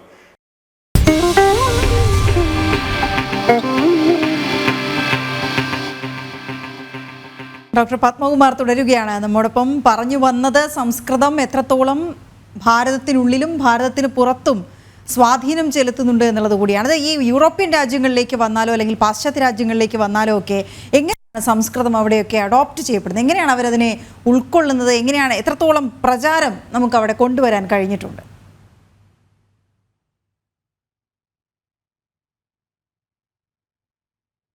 നമ്മളുടെ ഞാൻ പറഞ്ഞല്ലോ ഒരു 39 രാഷ്ട്രങ്ങളിൽ ഈ സംസ്കൃത ഭാരതിയുടെ ഈ പ്രവർത്തനം നടക്കുന്നുണ്ട്. അത് കൂടാതെ നമ്മളിപ്പോൾ വിദേശ രാഷ്ട്രം, പ്രത്യേകിച്ച് ഇപ്പോൾ അമേരിക്ക, ന്യൂസിലൻഡ്, നമ്മളുടെ ഗൾഫ് രാഷ്ട്രങ്ങൾ, അതുപോലെ പാരീസ്, ജർമ്മനി, ഈ രാജ്യങ്ങളിലെല്ലാം സ്ഥിരമായിട്ട് സംസ്കൃതം പഠിക്കാനുള്ള സംവിധാനങ്ങളുണ്ട്. ഇപ്പോൾ ആയുർവേദം, പിന്നെ യോഗ, തന്ത്രശാസ്ത്രം, ഈ 3 ശാസ്ത്രങ്ങളിലേക്കും ജനങ്ങൾക്ക് വളരെയധികം താല്പര്യം ഉണ്ടാകുന്നുണ്ട്. അപ്പം അതിൻ്റെ ശരിയായ വശം ഇപ്പോൾ തന്ത്രശാസ്ത്രമെല്ലാം ശരിയായിട്ട് പഠിക്കണം എന്നുണ്ടെങ്കിൽ നമ്മൾ സംസ്കൃതം പഠിച്ചാൽ മാത്രമേ അതിന് സാധിക്കുള്ളൂ. അപ്പോൾ അതുകൊണ്ട് ഒരുപാട് പേര്, ഇപ്പോൾ പതഞ്ജലിയുടെ യോഗസൂത്രം, ഇഷ്ടം പോലെ യോഗ സ്റ്റുഡിയോ ആണ്. ഇപ്പോൾ അമേരിക്കയിൽ മുഴുവൻ ഞാൻ 37 രാജ്യങ്ങളിൽ, അമേരിക്കയിലെ 37 രാജ്യങ്ങളിൽ സഞ്ചരിച്ചിട്ടുണ്ട്. അപ്പോൾ ഈ 37 രാജ്യങ്ങളിലും സംസ്കൃത ഭാരതിയുടെ ഒരു പ്രവർത്തനം വളരെ നന്നായിട്ട് നടക്കുന്നുണ്ട്. എല്ലാ ആഴ്ചകളിലും സംസ്കൃത ക്ലാസ്സുകൾ നടക്കുന്നുണ്ട്. പ്രത്യേകിച്ചും അവിടുത്തെ ബാലന്മാർക്ക് പഠിക്കാനായിട്ട് ബാലകേന്ദ്രങ്ങളും, പിന്നെ യുവാക്കൾക്ക് പഠിക്കാനായിട്ട് സാഫിൾ എന്നൊരു program, Sanskrit as a foreign language എന്ന് പറഞ്ഞ ഒരു പദ്ധതിയിലൂടെ യുവാക്കൾ, ഒരു 1000-ൽ പരം യുവാക്കൾ ഇപ്പോഴും സംസ്കൃതം പഠിച്ചുകൊണ്ടിരിക്കുന്നുണ്ട്. പിന്നെ പ്രൗഢ ജനങ്ങൾക്ക് പഠിക്കാൻ വേണ്ടിയിട്ട് ഇവിടെ നടക്കുന്ന അതേപോലെ സംസ്കൃത ഭാരതിയുടെ ശിബിരങ്ങളും, പിന്നെ ആഴ്ചയിലെ സാപ്താഹിക മേളനം എന്ന് പറയും, ആഴ്ചയിലെ ക്ലാസ്സുകളും വിദേശത്ത് വളരെ ഭംഗിയായിട്ട് നടക്കുന്നുണ്ട്. ലക്ഷക്കണക്കിന് ആളുകൾ, അമേരിക്കയിലെ കാര്യം എനിക്ക് വളരെ നന്നായി അറിയാം, ലക്ഷക്കണക്കിന് ആളുകൾ സംസ്കൃതത്തിൽ വളരെ സരളമായിട്ട് സംസാരിക്കാൻ സാധിക്കുന്നവർ അമേരിക്കയിലുണ്ട്. ഇവരെല്ലാം സംസ്കൃത അധ്യാപകരല്ല, ഇവരെല്ലാം ജീവിതത്തിൻ്റെ വൃത്തി നിർവഹണത്തിന് വേണ്ടിയിട്ട് അവരെല്ലാം വേറെ വേറെ ജോലികൾ ചെയ്യുന്നവരാണ്. കമ്പ്യൂട്ടർ എഞ്ചിനീയർമാരുണ്ട്, ഡോക്ടർമാരുണ്ട്, അതുപോലെ ജീവിതത്തിൽ പല കാര്യങ്ങളിലും വ്യാപൃതരായവർ അവരുടെ ഒരു മനഃശാന്തിക്ക് വേണ്ടിയിട്ട്, സന്തോഷത്തിന് വേണ്ടിയിട്ട് അവരെല്ലാവരും സംസ്കൃതം പഠിക്കുന്നുണ്ട്. ഇപ്പോൾ വിദേശത്ത് പൊതുവെ ഗൾഫ് രാഷ്ട്രങ്ങളിൽ പോലും ഇഷ്ടം പോലെ പേര് സംസ്കൃതം പഠിക്കുന്നുണ്ട്. സംസ്കൃതത്തിന് വിദേശത്തൊക്കെ നല്ല പ്രാധാന്യമുണ്ട്. ഡോക്ടർ പത്മകുമാർ, അങ്ങ് നേരത്തെ പറഞ്ഞല്ലോ ഈ സംസ്കൃതം പഠിക്കാൻ എളുപ്പമാണ്, 10 ദിവസത്തെ പദ്ധതി ഉണ്ട് എന്നൊക്കെ. അപ്പോൾ എൻ്റെ മനസ്സിൽ വന്ന ഒരു ചോദ്യം ഒരു പ്രേക്ഷകൻ ചോദിച്ചിട്ടുണ്ട്, അത് അങ്ങയോട് പങ്കുവയ്ക്കാം. ജനൻ ടീമിനോട് ഒരു അഭ്യർത്ഥന, സംസ്കൃത ക്ലാസ് 5 മിനിറ്റ് ജനൻ ടി വിയിൽ ഉൾപ്പെടുത്തിയാൽ നല്ലതായിരുന്നു എന്ന് പറയുന്നുണ്ട്. ഇപ്പോൾ സംസ്കൃത വാർത്ത ആദ്യമായി മലയാളികൾക്ക് മലയാള ചാനൽ ചരിത്രത്തിന് അവതരിപ്പിച്ചത് ജനൻ ടി വിയാണ്. അതിങ്ങനെ എല്ലാ ദിവസവും വൈകുന്നേരം 4:45 മുതൽ 5 മിനിറ്റ് വരെ 15 മിനിറ്റ് നേരം ഒരു ആകെത്തുകയായി, വാർത്തകളുടെ ആകെത്തുകയായി അവതരിപ്പിക്കുന്നുണ്ട്. അപ്പോൾ ഞങ്ങൾ സംസ്കൃതത്തോട് ചേർന്ന് നിൽക്കുന്നവരാണ്, അങ്ങ് ഞങ്ങൾക്കൊപ്പം നിൽക്കുമോ?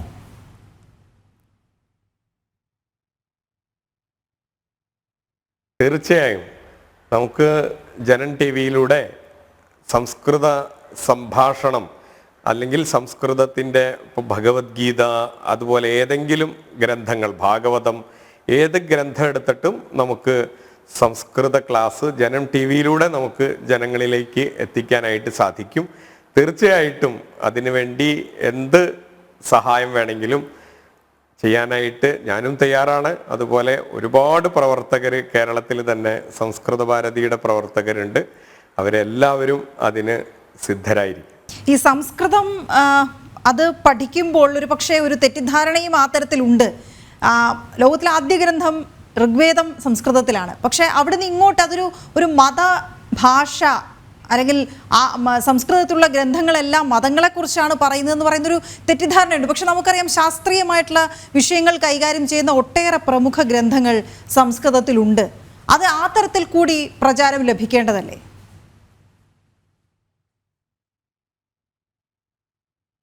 തീർച്ചയായിട്ടും. അത് ഇപ്പോൾ സംസ്കൃത പ്രചരണത്തിന് വേണ്ടിയിട്ട് ഞങ്ങൾ ആദ്യമായിട്ട് ഇറങ്ങിയപ്പോൾ ഞങ്ങൾ നേരിട്ട ഒരു 3 ചോദ്യങ്ങളാണ്. ഒന്നൊരു വർഗത്തിൻ്റെ ഭാഷയാണ്, രണ്ടാമത് സംസ്കൃതം കഠിനമാണ്, പിന്നെ സംസ്കൃതം പഠിച്ചാൽ നമുക്ക് പ്രയോജനം, ഇന്ന് ഈ ആധുനിക കാലത്ത് സംസ്കൃതം പഠിച്ചാൽ എന്താണ് പ്രയോജനം? ഈ 3 കാര്യങ്ങൾക്കും ക്രിയ കേവലം ഉത്തരം എന്ന് പറയുന്നത് പോലെയായിരുന്നു സംസ്കൃത ഭാരതിയുടെ പ്രവർത്തനങ്ങൾ. അതായത് സംസ്കൃതം കഠിനമാണ് എന്നുള്ളതിന് ഒരു ഉത്തരമാണ്. നമുക്ക് എല്ലാവർക്കും സംസ്കൃതം വളരെ സാധാരണ രീതിയിൽ നമ്മൾ മലയാളം പറയുന്ന അതേ ലാഘവത്തിൽ നമുക്ക് സംസ്കൃതത്തിൽ സംസാരിക്കാനായിട്ട് സാധിക്കും. ആർക്കും സാധിക്കും. അതിന് വലിയ പണ്ഡിതനൊന്നും ആവേണ്ട ആവശ്യമില്ല. അപ്പം അങ്ങനെയുള്ളൊരു പാഠ്യപദ്ധതിയുണ്ട് സംസ്കൃത ഭാരതിക്ക്. ഒന്നാമത്. രണ്ടാമത് ഒരു വർഗത്തിൻ്റെ ഭാഷയാണ് എന്നുള്ളൊരു ആക്ഷേപം ഉണ്ടായിരുന്നു. പക്ഷെ ഇന്ന് നിങ്ങൾക്കറിയാം ഇഷ്ടം പോലെ ആളുകൾ സംസ്കൃതം പഠിക്കുന്നു. ഈ സംസ്കൃത ഡിപ്പാർട്ട്മെൻറ്റുകളിൽ ഇപ്പോൾ യൂണിവേഴ്സിറ്റി കോളേജിലോ അല്ലെങ്കിൽ ഏത് സ്ഥാപനങ്ങളിൽ നമ്മൾ അന്വേഷിച്ചാലും അറിയാം എല്ലാ വർഗത്തിൽ പെട്ടവരും എല്ലാ ജാതി മതത്തിന് അതീതമായിട്ട് എല്ലാവരും സംസ്കൃതം പഠിക്കുന്നുണ്ട്. സംസ്കൃത ഭാഷയോട് ആ ഒരു ആഭിമുഖ്യം അവർ നിലനിർത്തുന്നുണ്ട്. അതായത് കുറെ പേർ സംസ്കൃത ഭാഷയെ മാറ്റി നിർത്താൻ ശ്രമിക്കുമ്പോഴും ഭാരതത്തിന് അപ്പുറത്ത് വളരെ ഗൗരവത്തോടെ സംസ്കൃത ഭാഷയെ സ്വീകരിക്കുന്നവർ പഠിക്കുന്നവരുണ്ട്. ഈ ബ്രിട്ടനിൽ സംസ്കൃത ഭാഷ നിർബന്ധിത പഠന വിഷയമാണ് സ്കൂളുകളിൽ എന്നൊക്കെ കേൾക്കുന്നുണ്ട്. ജർമ്മനിയിൽ അതിന് സംസ്കൃത ഗവേഷണങ്ങൾ നടക്കുന്നു എന്ന് വായിച്ചിട്ടുണ്ട്. അതിനെക്കുറിച്ച് പറയാം.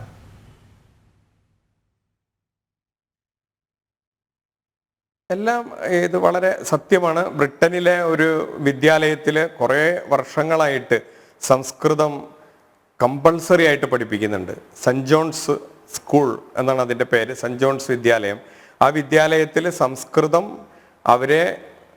അവിടുത്തെ ഒരു നിർബന്ധിത ഭാഷയായിട്ട് പഠിപ്പിക്കുന്നുണ്ട്. അതിൻ്റെ ഒരുപാട് പരിപാടികൾ നമുക്ക് യൂട്യൂബിലെല്ലാം കാണാൻ കഴിയും. എന്തുകൊണ്ടാണ് അവിടെ സംസ്കൃതം പഠിപ്പിക്കുന്നതെന്ന് ഞങ്ങളൊരു പ്രാവശ്യം ആ സ്കൂൾ സന്ദർശിക്കുകയും അവരോട് സംസാരിക്കുകയുണ്ടായിരുന്നു. അപ്പോൾ അവർ പറയുന്നത് സംസ്കൃതം പഠിച്ചാൽ സംസ്കൃതത്തിൻ്റെ ഉച്ചാരണം തന്നെ നമ്മളുടെ ബ്രെയിനിലെ പല വ്യത്യാസങ്ങളും അതുകൊണ്ട് വരുന്നതാണ്. അപ്പം അതിനെക്കുറിച്ചൊക്കെ വളരെ ഗംഭീരമായിട്ടുള്ള പഠനങ്ങൾ നടക്കുന്നുണ്ട്. അമേരിക്കയിലെ ഒരു യൂണിവേഴ്സിറ്റി, ഒരു സംസ്കൃത യൂണിവേഴ്സിറ്റി അല്ല, അമേരിക്കയിലെ ഒരു യൂണിവേഴ്സിറ്റിയിൽ ഞാൻ പോകുമ്പോൾ ഞാൻ കണ്ടിരുന്നു നമ്മളുടെ വേദങ്ങൾ ഉച്ചരിക്കുന്നത് കൊണ്ട്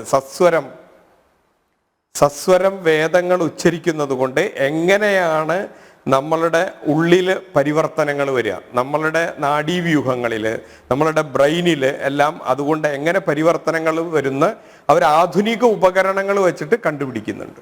അങ്ങനെയുള്ള ഇഷ്ടം പോലെ ഗവേഷണങ്ങൾ നടക്കുന്നുണ്ട്. ഇപ്പം അങ്ങ് ചോദിച്ചത് ശരിയാണ്. ജർമ്മനിയിൽ പല ഗവേഷണങ്ങളും നടക്കുന്നുണ്ട്. അതുപോലെ നമ്മളുടെ പല വിദേശ രാഷ്ട്രങ്ങളിലും സംസ്കൃത പഠനം വളരെ ഗൗരവപൂർവം അവരെ ഏറ്റെടുത്ത് ചെയ്യുന്നുണ്ട്. പിന്നെ ഞാൻ നേരത്തെ പറഞ്ഞു വരികയായിരുന്നു, ഒരു സംസ്കൃതം പഠിച്ചാൽ എന്താ പ്രയോജനം എന്നുള്ള ഒരു ആക്ഷേപം ഉണ്ടായിരുന്നു സംസ്കൃതത്തിന് മേലെ. പക്ഷെ ഇപ്പോൾ ഇഷ്ടം പോലെ അതിനുള്ള ഉത്തരമാണ്. നന്നായിട്ട് സംസ്കൃതം അറിയാമെന്നുണ്ടെങ്കിൽ, നല്ല രീതിയിൽ സംസ്കൃതം സംസാരിക്കാൻ അറിയാം, സംസ്കൃത ഭാഷ അറിയാമെന്നുണ്ടെങ്കിൽ ഇഷ്ടം പോലെ സ്ഥലങ്ങളിൽ ഇന്ത്യയിലും പുറത്തും നമുക്ക് ഉദ്യോഗത്തിനുള്ള അവസരങ്ങളും ഇഷ്ടം പോലെയുണ്ട്. ഇതിൽ ലഭ്യമായിട്ടുള്ള പുരാതന പല ഗ്രന്ഥങ്ങളും അത് ഈ ആയുർവേദ ഗ്രന്ഥങ്ങളായിക്കോട്ടെ, അല്ലെങ്കിൽ ഞങ്ങൾ നേരത്തെ സൂചിപ്പിച്ചതുപോലെ ഈ ശാസ്ത്രീയമായ കാര്യങ്ങൾ വിശദീകരിക്കുന്ന ഗ്രന്ഥങ്ങളായിക്കോട്ടെ, ഇതൊക്കെ ഒരുപക്ഷെ വളരെ പഴക്കം ചെന്നവയാണ്. അതിനെയൊക്കെ നമ്മൾ സംരക്ഷിക്കേണ്ടതുണ്ട്. അതിനേക്കാൾ ഉപരി കുറച്ചുകൂടി ജനകീയമാക്കേണ്ടതുണ്ട്. അതിനെന്തൊക്കെയാണ് നമുക്ക് ഒരു പ്രവർത്തനങ്ങളായി മുന്നോട്ട് വയ്ക്കാൻ കഴിയുക?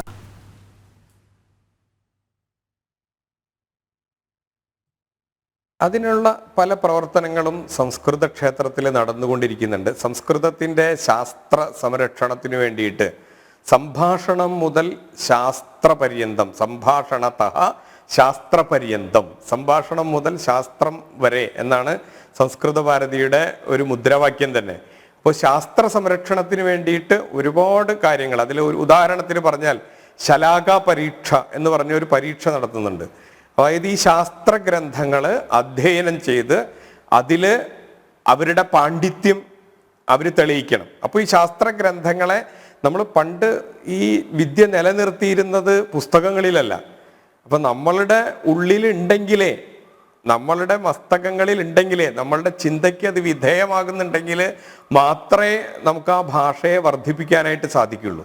അപ്പോൾ അങ്ങനെയുള്ള ഒരുപാട് പ്രവർത്തനങ്ങൾ ഈ ശാസ്ത്ര സംരക്ഷണത്തിന് വേണ്ടിയിട്ട് നടത്തുന്നുണ്ട്. നിങ്ങൾക്കെല്ലാവർക്കും അറിയാമായിരിക്കാം, ഇവിടെ ഇരിഞ്ഞാലക്കുടയിലുള്ള ഒരു ഗണിതശാസ്ത്രത്തിലെ അപാര പണ്ഡിതനായിരുന്ന ഒരാൾ കല്ലേറ്റിങ്കര എന്ന് പറയുന്ന ആ സ്ഥലത്ത് ജീവിച്ചിരുന്നു. അപ്പം ഇന്ന് ഞാൻ അമേരിക്കയിൽ ഇങ്ങനെ സംസ്കൃത കാര്യങ്ങൾക്ക് വേണ്ടി സഞ്ചരിക്കുമ്പോൾ ഒരിക്കൽ അമേരിക്കയിലെ ഇവിടുത്തെ IIT പോലെ അവിടെയുള്ളതാണ് MIT എന്ന് പറയുന്ന കോളേജ്. അപ്പോൾ അവിടെ ചെന്നപ്പോൾ ഇദ്ദേഹത്തിൻ്റെ വേണുവാരോഹം എന്ന് പറയുന്ന ഗ്രന്ഥത്തിൽ, അതായത് സംഗ്രാമ മാധവൻ എന്നാണ് അദ്ദേഹത്തിൻ്റെ പേര്, അദ്ദേഹത്തിൻ്റെ വേണുവാരോഹം എന്ന ഗ്രന്ഥത്തിൽ, ഗണിതശാസ്ത്രത്തിലുള്ള ഒരു ഗ്രന്ഥമാണിത്, ഗണിതശാസ്ത്രത്തെക്കുറിച്ചുള്ള ഒരു ഗ്രന്ഥമാണ്. അതിനെക്കുറിച്ച് അവിടെ ഗവേഷണം ചെയ്യുന്ന വിദ്യാർത്ഥികളെ കാണാനും അവരോട് സംസാരിക്കാനും ഇടയായി. അപ്പോൾ അവിടെയെല്ലാം ഇതിനെക്കുറിച്ച് സംസ്കൃതം സയൻസ് ആയിട്ട് എത്ര ബന്ധമുണ്ട്, സംസ്കൃതത്തിന് വിജ്ഞാനവുമായിട്ട് എത്ര ബന്ധമുണ്ട്, സംസ്കൃതത്തിന് പൊളിറ്റിക്കൽ സയൻസുമായിട്ട് എത്ര ബന്ധമുണ്ട്, ഇതുപോലെയുള്ള ഒരുപാട് ഗ്രന്ഥങ്ങൾ. ഇപ്പോൾ ചാണക്യൻ്റെ എല്ലാ അർത്ഥശാസ്ത്രം പൊളിറ്റിക്കൽ സയൻസിന് ആധാരമായിട്ടുള്ള ഒരു ഗ്രന്ഥമാണ്. ഈ ഗ്രന്ഥത്തിൽ മുഴുവൻ ഇത് സംസ്കൃതമാണ് ഇതിൻ്റെ മൂലം. അതുപോലെ കെമിസ്ട്രി, രസായനശാസ്ത്രം എന്ന് പറയുന്ന ഒരു ഗ്രന്ഥം, അത് സംസ്കൃതത്തിലാണ് ആ ഗ്രന്ഥം ഉള്ളത്. നമ്മളുടെ നാഗപ്പൂരിൽ 3000-ഓളം ശാസ്ത്രീയ ഗ്രന്ഥങ്ങൾ, ഇതുപോലെയുള്ള ഗ്രന്ഥങ്ങൾ സംരക്ഷിക്കുന്ന ഒരു വളരെ നല്ല ഒരു ലൈബ്രറി ഉണ്ട്. അവിടെ ഇതിനെക്കുറിച്ച് ഗവേഷണം നടത്തുന്നവരും ഇതിനെക്കുറിച്ച് പഠിക്കുന്നവരുമായ ഒരുപാട് വിദ്യാർത്ഥികൾ ഈ സംസ്കൃതത്തിലൂടെ നമ്മളുടെ ഭാരതത്തിൻ്റെ ഉയർച്ച എല്ലാ തരത്തിലും ഭാരതത്തെ അതിൻ്റെ എല്ലാ വൈഭവത്തിലേക്കും കൊണ്ടുവരാനായിട്ട് സംസ്കൃതത്തിന് സാധിക്കും. അതിന് സംസ്കൃതം അതിൻ്റെ പാത്രം അതിനെ നിർവഹിക്കാൻ സാധിക്കുമെന്ന് തെളിയിക്കുന്ന രീതിയിൽ ഒരുപാട് പ്രവർത്തനങ്ങൾ നടക്കുന്നുണ്ട്. ശരി, വളരെ ഉചിതനായ ഒരു അതിഥി. സംസ്കൃത വാർത്ത 9ാം പിറന്നാൾ ആഘോഷിക്കുന്ന വേളയിൽ എല്ലാ ചോദ്യങ്ങൾക്കും പ്രസന്നമായി, ചിരിച്ചുകൊണ്ട് മാത്രം ആർക്കും അത് കേട്ടിരിക്കാൻ തോന്നുന്നത്ര വിധം മനോഹരമായി അത് അവതരിപ്പിച്ചു. മാത്രമല്ല ഞങ്ങൾക്കൊരു വാക്ക് തന്നിട്ടുണ്ട്, ഇനി സംസ്കൃത പഠനം അതിനുവേണ്ടി ഏത് തരത്തിലുള്ള പിന്തുണയും ജനം ടിവിക്ക് തരാമെന്ന്. അതിന് നന്ദി അറിയിക്കുന്നു. വൈകാതെ ചെറിയ കാര്യം കൂടി അദ്ദേഹത്തിനോട് 9ാം പിറന്നാൾ ആഘോഷിക്കുകയാണ് നമ്മുടെ സംസ്കൃത വാർത്ത ജനം ടിവിയുടെ. ആശംസകൾ സംസ്കൃതത്തിൽ അറിയിച്ചാൽ വളരെ ഭംഗിയാകും.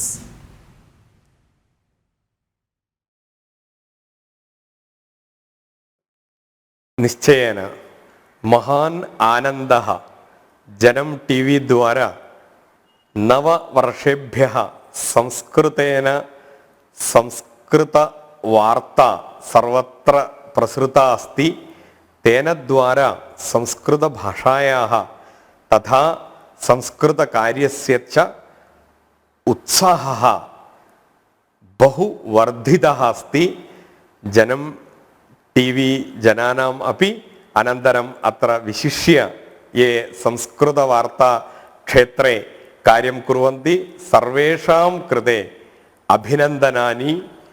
ബഹു ഉത്തമരീത്യ പുനഃ പുനഃ വർദ്ധതാം ഇതി സംപ്രാർത്ഥ്യ അഹം വിരമാമി. നമസ്കാരം.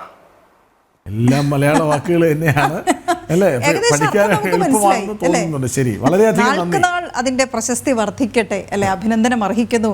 ഇങ്ങനൊരു അത് തന്നെയാണ് അദ്ദേഹം ഉദ്ദേശിച്ചത് എന്നുള്ള കാര്യം നമുക്ക് വ്യക്തമാണ്. വളരെ നന്ദി. സംസ്കൃത ഭാരതിയുടെ മുൻ US organising secretary doctor Padmakumar K ആണ് നമുക്കൊപ്പം അതിഥിയായി ചേർന്നത്. മറക്കില്ല ഈ ദിവസം, കാരണം ഇത് ഞങ്ങളുടെ 9ാം പിറന്നാൾ ദിവസം കൂടിയാണ് സംസ്കൃത വാർത്തയുടെ. ഒരിക്കൽ കൂടി നന്ദി അറിയിക്കുന്നു.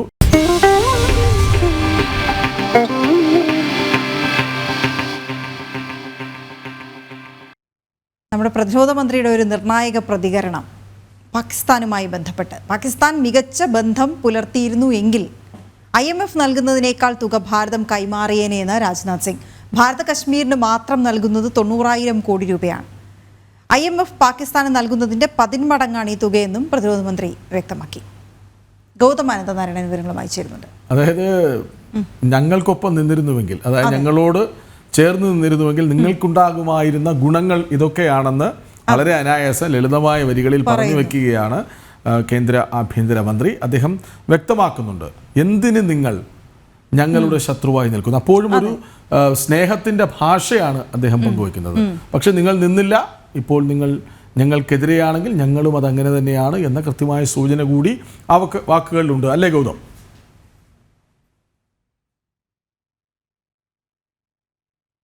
ഗൗതമിലേക്ക് വരാം.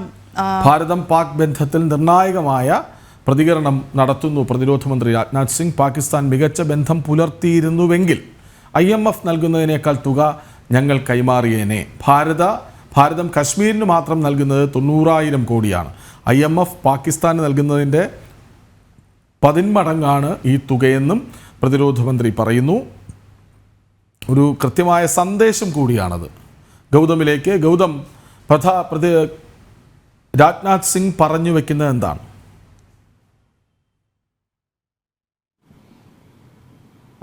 കൃഷ്ണരാജെ, ജമ്മു കശ്മീർ നിയമസഭാ തെരഞ്ഞെടുപ്പുമായി ബന്ധപ്പെട്ടുള്ള ഒരു പ്രസ്താവനയാണ് അക്ഷരാർത്ഥത്തിൽ ഈ കേന്ദ്ര പ്രതിരോധ മന്ത്രി രാജ്നാഥ് സിംഗ് കഴിഞ്ഞ ദിവസം നടത്തിയിരിക്കുന്നത്. അതായത് IMFുമായി ബന്ധപ്പെട്ട് പാകിസ്ഥാൻ ധാരാളം രൂപ കടമെടുക്കുന്നത് നമുക്കറിയാം. പാകിസ്ഥാൻ പല തരത്തിലുള്ള പ്രതിസന്ധികളെ ഇപ്പോൾ അഭിമുഖീകരിക്കുകയാണ്. ഒന്നവിടെ തൊഴിലില്ലായ്മ, വലിയ സാമ്പത്തിക പ്രതിസന്ധി, അതുപോലെ തന്നെ വൈദ്യുതി പ്രതിസന്ധി, അങ്ങനെ ജനജീവിതം സ്തംഭിക്കുന്ന രീതിയിലുള്ള വലിയ പ്രശ്നങ്ങൾ ആ രാജ്യം നേരിടുന്നുണ്ട്. അതിനാൽ സാമ്പത്തികമായി ഈ പ്രശ്നം പരിഹരിക്കുന്നതിനായി IMFൽ നിന്നും ധാരാളം രൂപ പാകിസ്ഥാൻ കടമെടുക്കുന്ന സാഹചര്യമുണ്ട്. ഇതുമായി ബന്ധപ്പെട്ടാണ് കേന്ദ്ര പ്രതിരോധ മന്ത്രി രാജ്നാഥ് സിംഗിന്റെ പ്രതികരണം. അദ്ദേഹം പറഞ്ഞത് അയൽവക്കക്കാർ തമ്മിൽ നല്ല ബന്ധമുണ്ടായിരുന്നുവെങ്കിൽ, അതായത് നമ്മുടെ അയൽ രാജ്യമായ പാകിസ്ഥാൻ നല്ലൊരു ബന്ധമാണ് ഭാരതവുമായി കാത്തു സൂക്ഷിച്ചതെങ്കിൽ ഒരുപക്ഷെ പാകിസ്ഥാന് IMF ഇന്ന് നൽകുന്നതിനെക്കാട്ടിൽ ഇരട്ടി തുക നമ്മുടെ രാഷ്ട്രം നൽകിയേനേം എന്നതായിരുന്നു രാജ്നാഥ് സിംഗിന്റെ പ്രതികരണം. അതായത്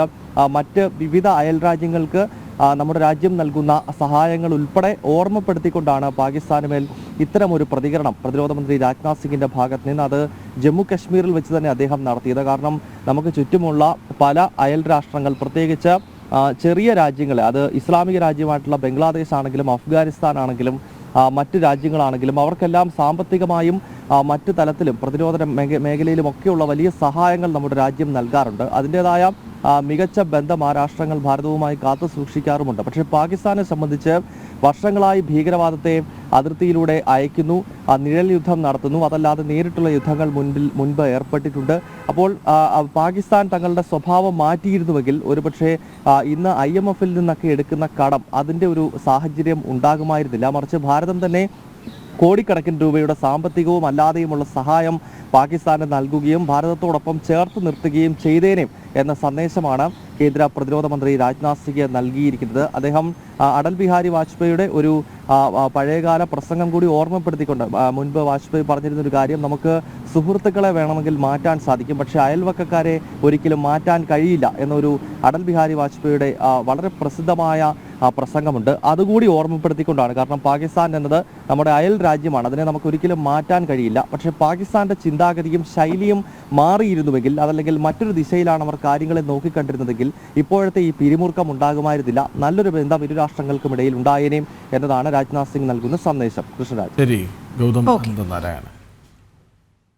കൊച്ചിയിൽ നിന്ന് ജിജേഷ് നമ്മോടൊപ്പം ചേരുന്നുണ്ട്. വഖഫ് ഭൂമി കൊള്ള അവിടെ പ്രക്ഷോഭം കരുത്താർജിക്കുകയാണ്. പ്രക്ഷോഭ രംഗത്തേക്കിറങ്ങാൻ വൈദികരും തയ്യാറെടുക്കുന്നു എന്നുള്ളതാണ് വാർത്ത. ഭൂമി തട്ടിയെടുക്കാനുള്ള വഖഫ് ബോർഡ് നീക്കത്തിൽ ഇടത് വലത് മുന്നണികൾ മൗനം അവലംബിക്കുമ്പോൾ അടുത്ത പ്രതിഷേധത്തിലാണ് കരുണാകരൻ ചേർന്നു. ജിജീഷ്, എന്താണ് അവിടുത്തെ പ്രക്ഷോഭം കാണാൻ കഴിയുന്നത്?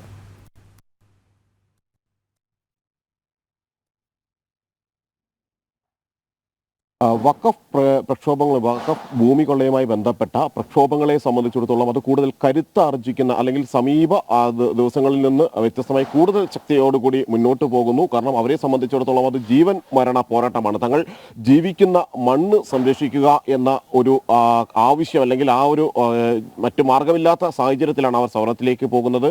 നമുക്ക് അറിയാവുന്നതുപോലെ തന്നെ 610ഓളം കുടുംബങ്ങളാണ് ചെറായി മുനമ്പം ഭാഗങ്ങളിൽ നിന്ന് വഖഫ് ബോർഡ് ഇത്തരത്തിൽ ഭൂമിക്കായി അവകാശവാദം ഉന്നയിച്ച പശ്ചാത്തലത്തിൽ അവിടെ നിന്ന് കുടിയൊഴിയേണ്ട ഒരു സാഹചര്യം ഉണ്ടായിരിക്കുന്നത്.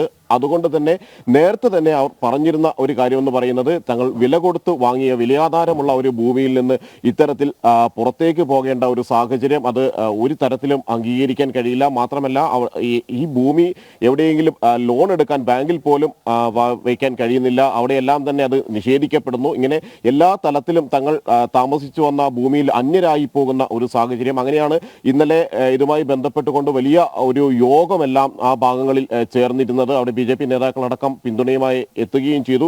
അവർ അതിൽ വ്യക്തമാക്കിയിരുന്നത് ഈ സംയുക്ത പാർലമെന്ററി സമിതി ഇക്കാര്യത്തിൽ അനുകൂലമായ ഒരു സമീപനം എടുക്കുമെന്ന ഉറപ്പ് പാർലമെന്ററി സമിതി അംഗങ്ങളിൽ നിന്ന് ഇക്കാര്യത്തിൽ ഉണ്ടാവുകയും ചെയ്തിട്ടുണ്ട്. അതുകൊണ്ട് തന്നെ ഇനിയുള്ള ദിവസങ്ങളിൽ ഇടതു വലതു മുന്നണിയിലെ ഇക്കാര്യത്തിൽ യാതൊരു തരത്തിലുള്ള സമരങ്ങൾക്കോ പിന്തുണയുമായോ ഇതുവരെ രംഗത്ത് വന്നിട്ടില്ല. MP അടക്കം, എറണാകുളത്തെ പ്രതിനിധീകരിക്കുന്ന MP അടക്കം തങ്ങളുടെ ഭാഗത്ത് നിന്ന് സംസാരിക്കാനോ തങ്ങളെ കേൾക്കാനോ തയ്യാറായില്ല എന്ന വലിയ പരാതി മുനമ്പം ഭാഗത്തെ മത്സ്യത്തൊഴിലാളികൾക്ക്, തീരദേശവാസികൾക്കുണ്ട്. അതുകൊണ്ട് തന്നെ ഇക്കാര്യത്തിൽ കൃത്യമായി തന്നെ വരുന്ന ദിവസങ്ങളിൽ കൂടുതൽ ശക്തമായ സമരം, അത് വൈദികരടക്കം, കാരണം വെള്ളാങ്കണ്ണി മാതാ പള്ളി അടക്കം അവിടെ നിന്ന് പൊളിച്ചു മാറ്റേണ്ട ഒരു സ്ഥിതി, അവിടെ നിന്ന് ഒഴിഞ്ഞു പോകേണ്ട സ്ഥിതി ഉണ്ട് എന്നതുകൊണ്ട് തന്നെ വിശ്വാസികളുടെ ഒരു പ്രതിഷേധം, സാധാരണ ജനങ്ങളുടെ പ്രതിഷേധം, വൈദികർ കൂടി പങ്കെടുക്കുന്ന പ്രതിഷേധത്തിലേക്ക് തന്നെയാണ് ഇതെല്ലാം നീങ്ങുന്നത്. ഓക്കെ, ഒക്ടോബർ 2 മറ്റൊരു പ്രാധാന്യത്തെക്കുറിച്ചാണ് നമ്മൾ പറഞ്ഞത് അല്ലേ? ഭരണത്തിന്റെ തണലിൽ ശബരിമലയിൽ ആചാരാനുഷ്ഠാനങ്ങൾ നശിപ്പിക്കാൻ ഇറങ്ങി തിരിച്ചവർക്കെതിരെ നാമജപവുമായി ആയിരങ്ങൾ തെരുവിലിറങ്ങിയ ദിനം കൂടിയാണിത്. 2018 ഒക്ടോബർ 2 ശബരിമലയിലെ ആചാര ലംഘന ശ്രമങ്ങൾക്കെതിരെ ആയിരക്കണക്കിന് സ്ത്രീകൾ നാമജപവുമായി പന്തളത്ത് ഒത്തുകൂടിയത്. നാമജപ യാത്രയുടെ 6ാം വാർഷികമാണ് ഇന്ന്. പന്തളം കൊട്ടാരത്തിന്റെ തിരുവാഭരണ മാളികയ്ക്ക് മുന്നിൽ വീണ്ടും ഭക്തർ ഇന്ന് ഒത്തുകൂടും. നമുക്ക് ആ പഴയ ദൃശ്യങ്ങളിലേക്കൊന്ന് പോയി വരാം. അതൊരു ഓർമ്മപ്പെടുത്തലാണല്ലോ.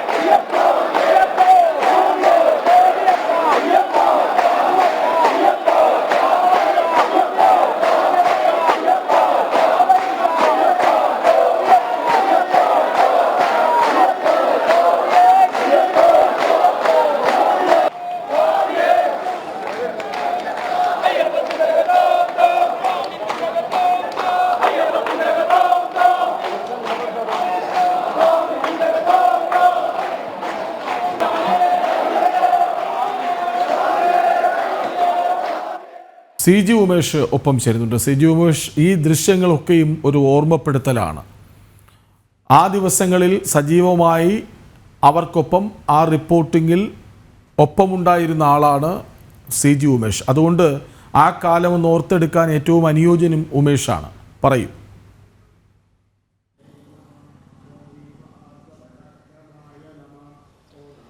തീർച്ചയായും ഇർഷാദ്, അതൊക്കെ 6 വർഷങ്ങളെന്ന് പറയുമ്പോൾ അത് എത്ര പെട്ടെന്ന് കടന്നുപോയി എന്നതാണ് ഇപ്പോൾ ഓർക്കുന്നത്. ഞാനിപ്പോൾ നിൽക്കുന്നത് പന്തളം മണികണ്ഠൻ ആൽത്തറയ്ക്ക് സമീപമാണ്. ഇവിടെ നിന്നാണ് ആ പ്രക്ഷോഭത്തിൻ്റെയൊക്കെ ഒരു തുടക്കമുണ്ടായത്. ശബരിമല ക്ഷേത്രവും അയ്യപ്പനും ഒക്കെ എത്രത്തോളം വൈകാരികമാണ് ഭക്തർക്കുള്ളിൽ എന്നതിൻ്റെ ഒരു തെളിവായി മാറുകയായിരുന്നു അന്നത്തെ ആ നാമജപ ഘോഷയാത്ര. പ്രത്യേകിച്ച് വലിയ ആഹ്വാനങ്ങളൊന്നും ഉണ്ടായിരുന്നില്ല. പന്തളം കൊട്ടാരം മാത്രം മുന്നോട്ട് വെച്ചൊരു ആഹ്വാനമായിരുന്നു. ആഹ്വാനം പിന്നീട് NSS പോലെയുള്ള സാമുദായിക സംഘടനകൾ ഏറ്റെടുക്കുന്നു, വിവിധ ഹൈന്ദവ സംഘടനകൾ ഏറ്റെടുക്കുന്നു. അങ്ങനെ വലിയൊരു പ്രക്ഷോഭമായി ഈ ഒരു തുള്ളി പലവെള്ളം എന്നൊക്കെ പറയുന്ന പോലെ തന്നെ ആളുകൾ ഇവിടേക്ക് ഒഴുകിയെത്തുന്ന ഒരു ദിവസമായിരുന്നു 2018 ഒക്ടോബർ 2 എന്നത്. അതിൻ്റെ സംഘാടകരായിരുന്ന പന്തളം കൊട്ടാരം പോലും പ്രതീക്ഷിച്ചിട്ടില്ല എത്രത്തോളം വലിയൊരു ജനപങ്കാളിത്തം ഇവിടേക്ക് അങ്ങനെ ഒഴുകിയെത്തുന്നു. പ്രത്യേകിച്ച് സംസ്ഥാനത്തിൻ്റെ ഉടനീളമുള്ള എല്ലാ ഭാഗത്തുമുള്ള സ്ത്രീകളുടെ വലിയൊരു സാന്നിധ്യം തന്നെയായിരുന്നു അതിലേറെ ശ്രദ്ധേയമായിരുന്നത്. അങ്ങ് ഇവിടെ നിന്ന് ഏതാണ്ട് 3 കിലോമീറ്റർ അപ്പുറത്ത് മെഡിക്കൽ മിഷൻ ജംഗ്ഷനിൽ നിന്നാണ് അന്ന് ആ നാമജപ ഘോഷയാത്ര ആരംഭിച്ചത്.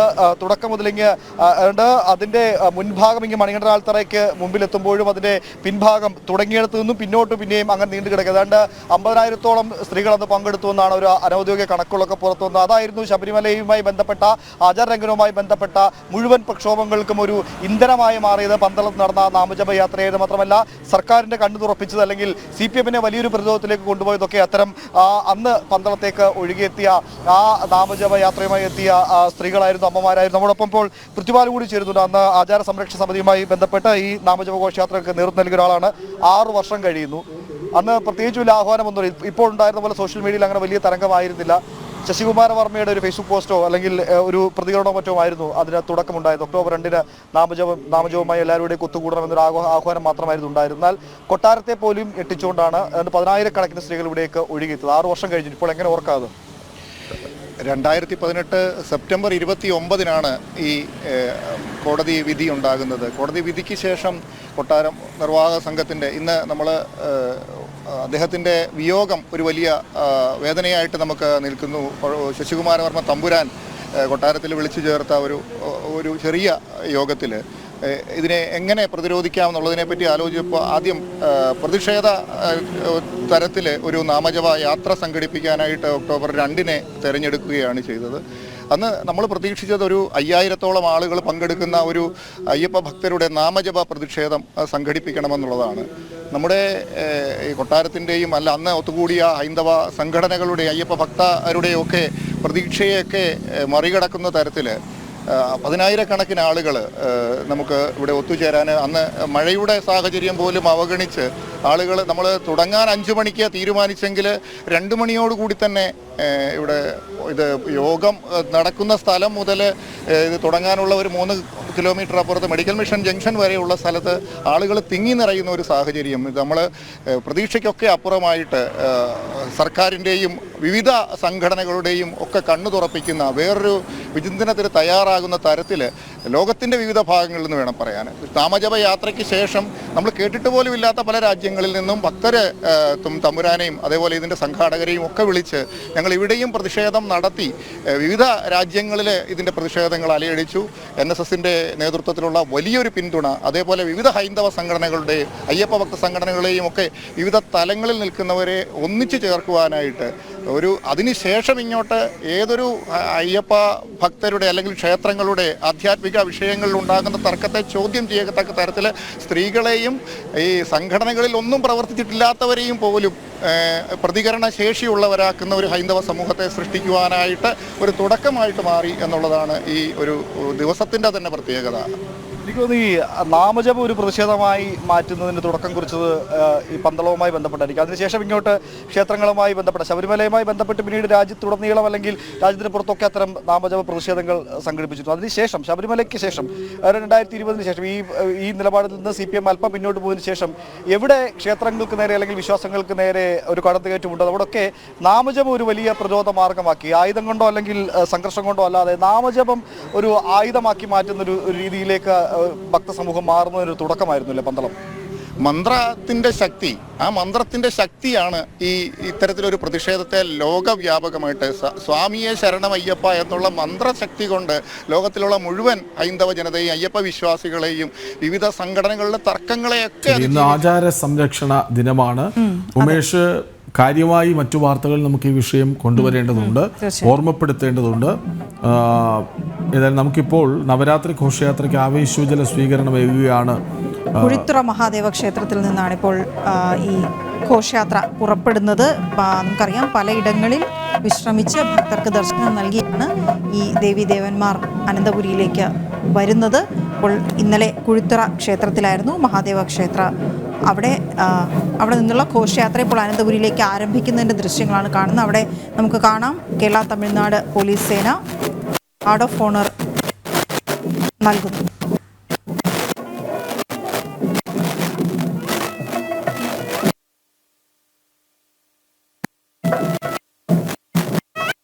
ഗാർഡ് ഓഫ് ഓണർ നൽകിക്കഴിഞ്ഞു എന്നാണ് മനസ്സിലാക്കുന്നത്. അതിനുശേഷം മടക്കയാത്ര, അവിടെ നിന്ന് വീണ്ടും ആ ഘോഷയാത്ര പുറപ്പെടുകയാണ്. കാരണം നമ്മൾ കണ്ടു സരസ്വതി ദേവി ആനപ്പുറത്ത് പുറത്തേക്ക് എഴുന്നള്ളി.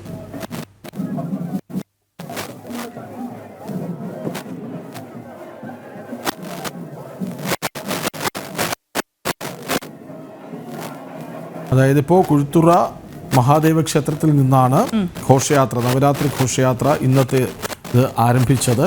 കേരള അതിർത്തിയായ കളിയിക്കാവിളയിൽ തിരുവിതാംകൂർ ദേവസ്വം ബോർഡിന്റെ നേതൃത്വത്തിൽ ഈ ഘോഷയാത്രയെ സ്വീകരിക്കും. അതായത് ഇന്ന് കേരളത്തിലേക്ക് ഈ ഘോഷയാത്ര കടക്കുകയാണ്.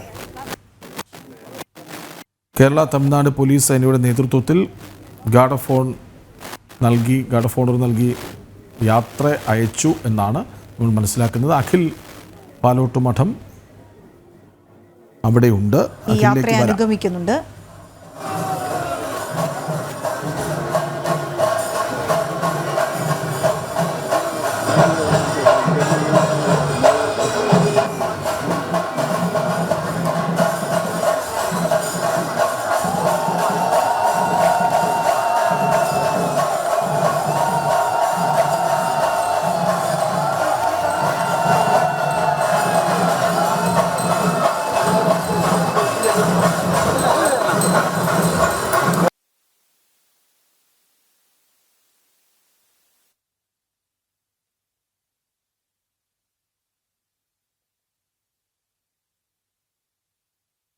വേളിമല കുമാരസ്വാമിക്കും തേവാരക്കുട്ട സരസ്വതി അമ്മയ്ക്കും 300 നങ്കയ്ക്കും ഗാർഡ് ഓഫ് ഓണർ നൽകി കുഴിത്തുറ മഹാദേവ ക്ഷേത്രത്തിൽ നിന്ന് ഇപ്പോൾ യാത്ര ആരംഭിക്കുകയാണ്. കേരള അതിർത്തിയിലേക്ക് എത്തും. ഇന്ന് തന്നെ കളിയിക്കാവിളയിൽ ദേവസ്വം ബോർഡ് എത്തിയെ സ്വീകരിക്കും എന്നാണ് മനസ്സിലാക്കേണ്ടത്. അഖിൽ പാലോട്ടുമഠം ഉണ്ട്. അഖിൽ, എന്താണ് പുതിയ വിവരങ്ങൾ? അവിടെ നിന്ന് പുറപ്പെട്ടോ?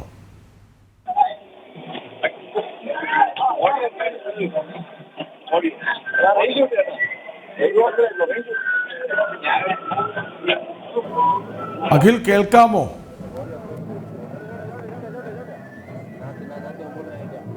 നവരാത്രി ഘോഷയാത്ര ഇന്ന് കേരളത്തിലേക്ക് കടക്കും. ഇപ്പോൾ കുഴിത്തുറയിലാണുള്ളത്. മഹാദേവ ക്ഷേത്രത്തിൽ നിന്നും പുറപ്പെട്ടു കഴിഞ്ഞു എന്നാണ് മനസ്സിലാക്കുന്നത്. അഖിൽ, കേൾക്കാമെങ്കിൽ ഘോഷയാത്ര ഇപ്പോൾ എവിടെയാണ്?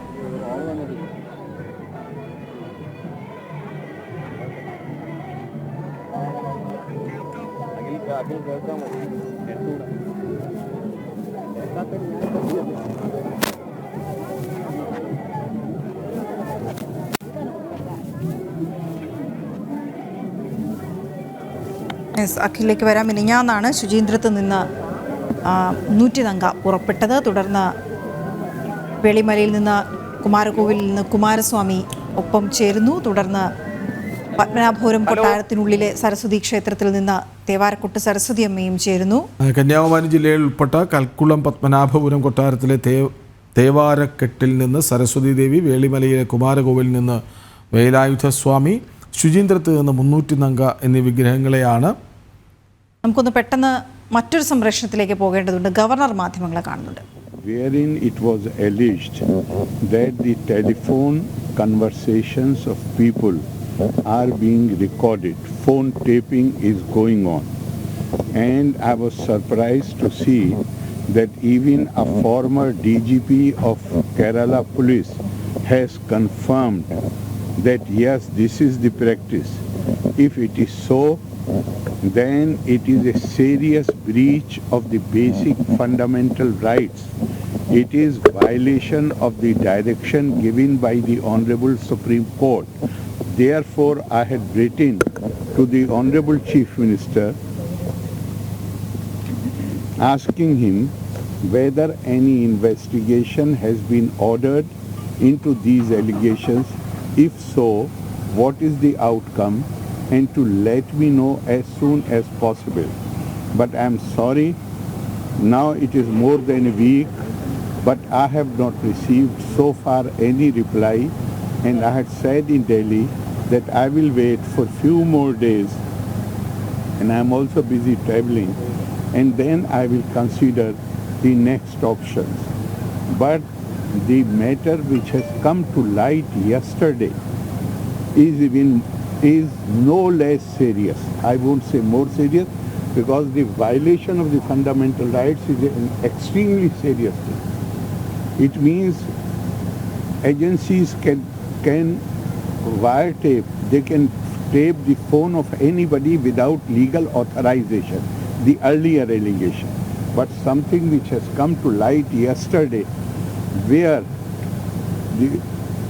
the Honorable Chief Minister has said that the gold is being smuggled, not merely a criminal activity.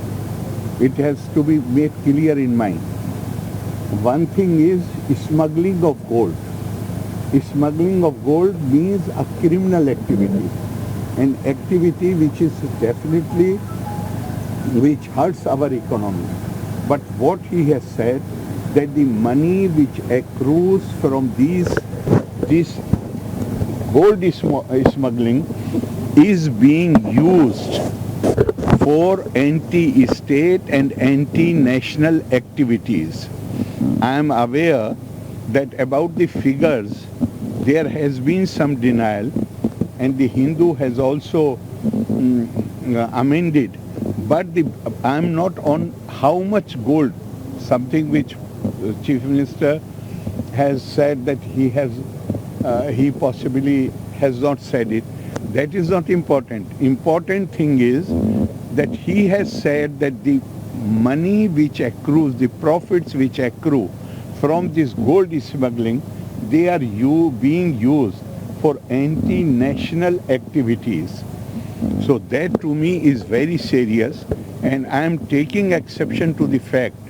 I want to know, since, and I am going to write to Chief Minister, since when he is aware that this money is being used for anti-national activities, and why I have been kept in dark about it. Why he has chosen to reveal it to the media. And this is not only to the Hindu. On 21st September in his press conference in Thiruvananthapuram, something which he is denying, which has been published by Hindu. He has given all these details. The amount of money, amount of gold which has been smuggled, and he has also named the districts. But that is not important to me. Important is the latest revelation, that this money is being used for anti-national activities. I would like to know the nature of anti-national activities and who are the parties. Hindu ദിനപത്രത്തിൽ വന്ന മുഖ്യമന്ത്രിയുടെ അഭിമുഖവും September 1 അദ്ദേഹം വാർത്താ സമ്മേളനത്തിൽ പറഞ്ഞതും താരതമ്യപ്പെടുത്തുകയാണ് അദ്ദേഹം. അപ്പോൾ ഈ പറഞ്ഞത് കള്ളമല്ല എന്ന് മുഖ്യമന്ത്രി സമ്മതിക്കേണ്ടി വരും. ആകെ തിരിച്ചടിയാണ്. അതിനെക്കുറിച്ച് പറയായിരുന്നു. അപ്പോൾ ഇന്ന് ശരി, വിശേഷപ്പെട്ട ദിവസമാണ്. ഗാന്ധി ജയന്തി, ലാൽ ബഹദൂർ ശാസ്ത്രിയുടെ ജന്മദിനമാണ്, ആചാര സംരക്ഷണ ദിനമാണ്. ഇന്ന് നവരാത്രി ഘോഷയാത്ര അനന്തപുരിയിലേക്ക് കടക്കുകയാണ്. അപ്പോൾ ആകെ വാർത്തകളുടെ ഒരു ദിവസമാണ്, വാർത്തയുടെ സമ്മേളനമാണെന്ന്. നമുക്ക് തൽക്കാലം അതിൻ്റെ ചെയ്യേണ്ടി വരുന്നു. അപ്പോൾ പുത്തൻ പുലരി ഇവിടെ പൂർണ്ണമാകുന്നു. എല്ലാവർക്കും ഒരിക്കൽ കൂടി ശുഭദിനം നേരുന്നു. നമസ്തേ.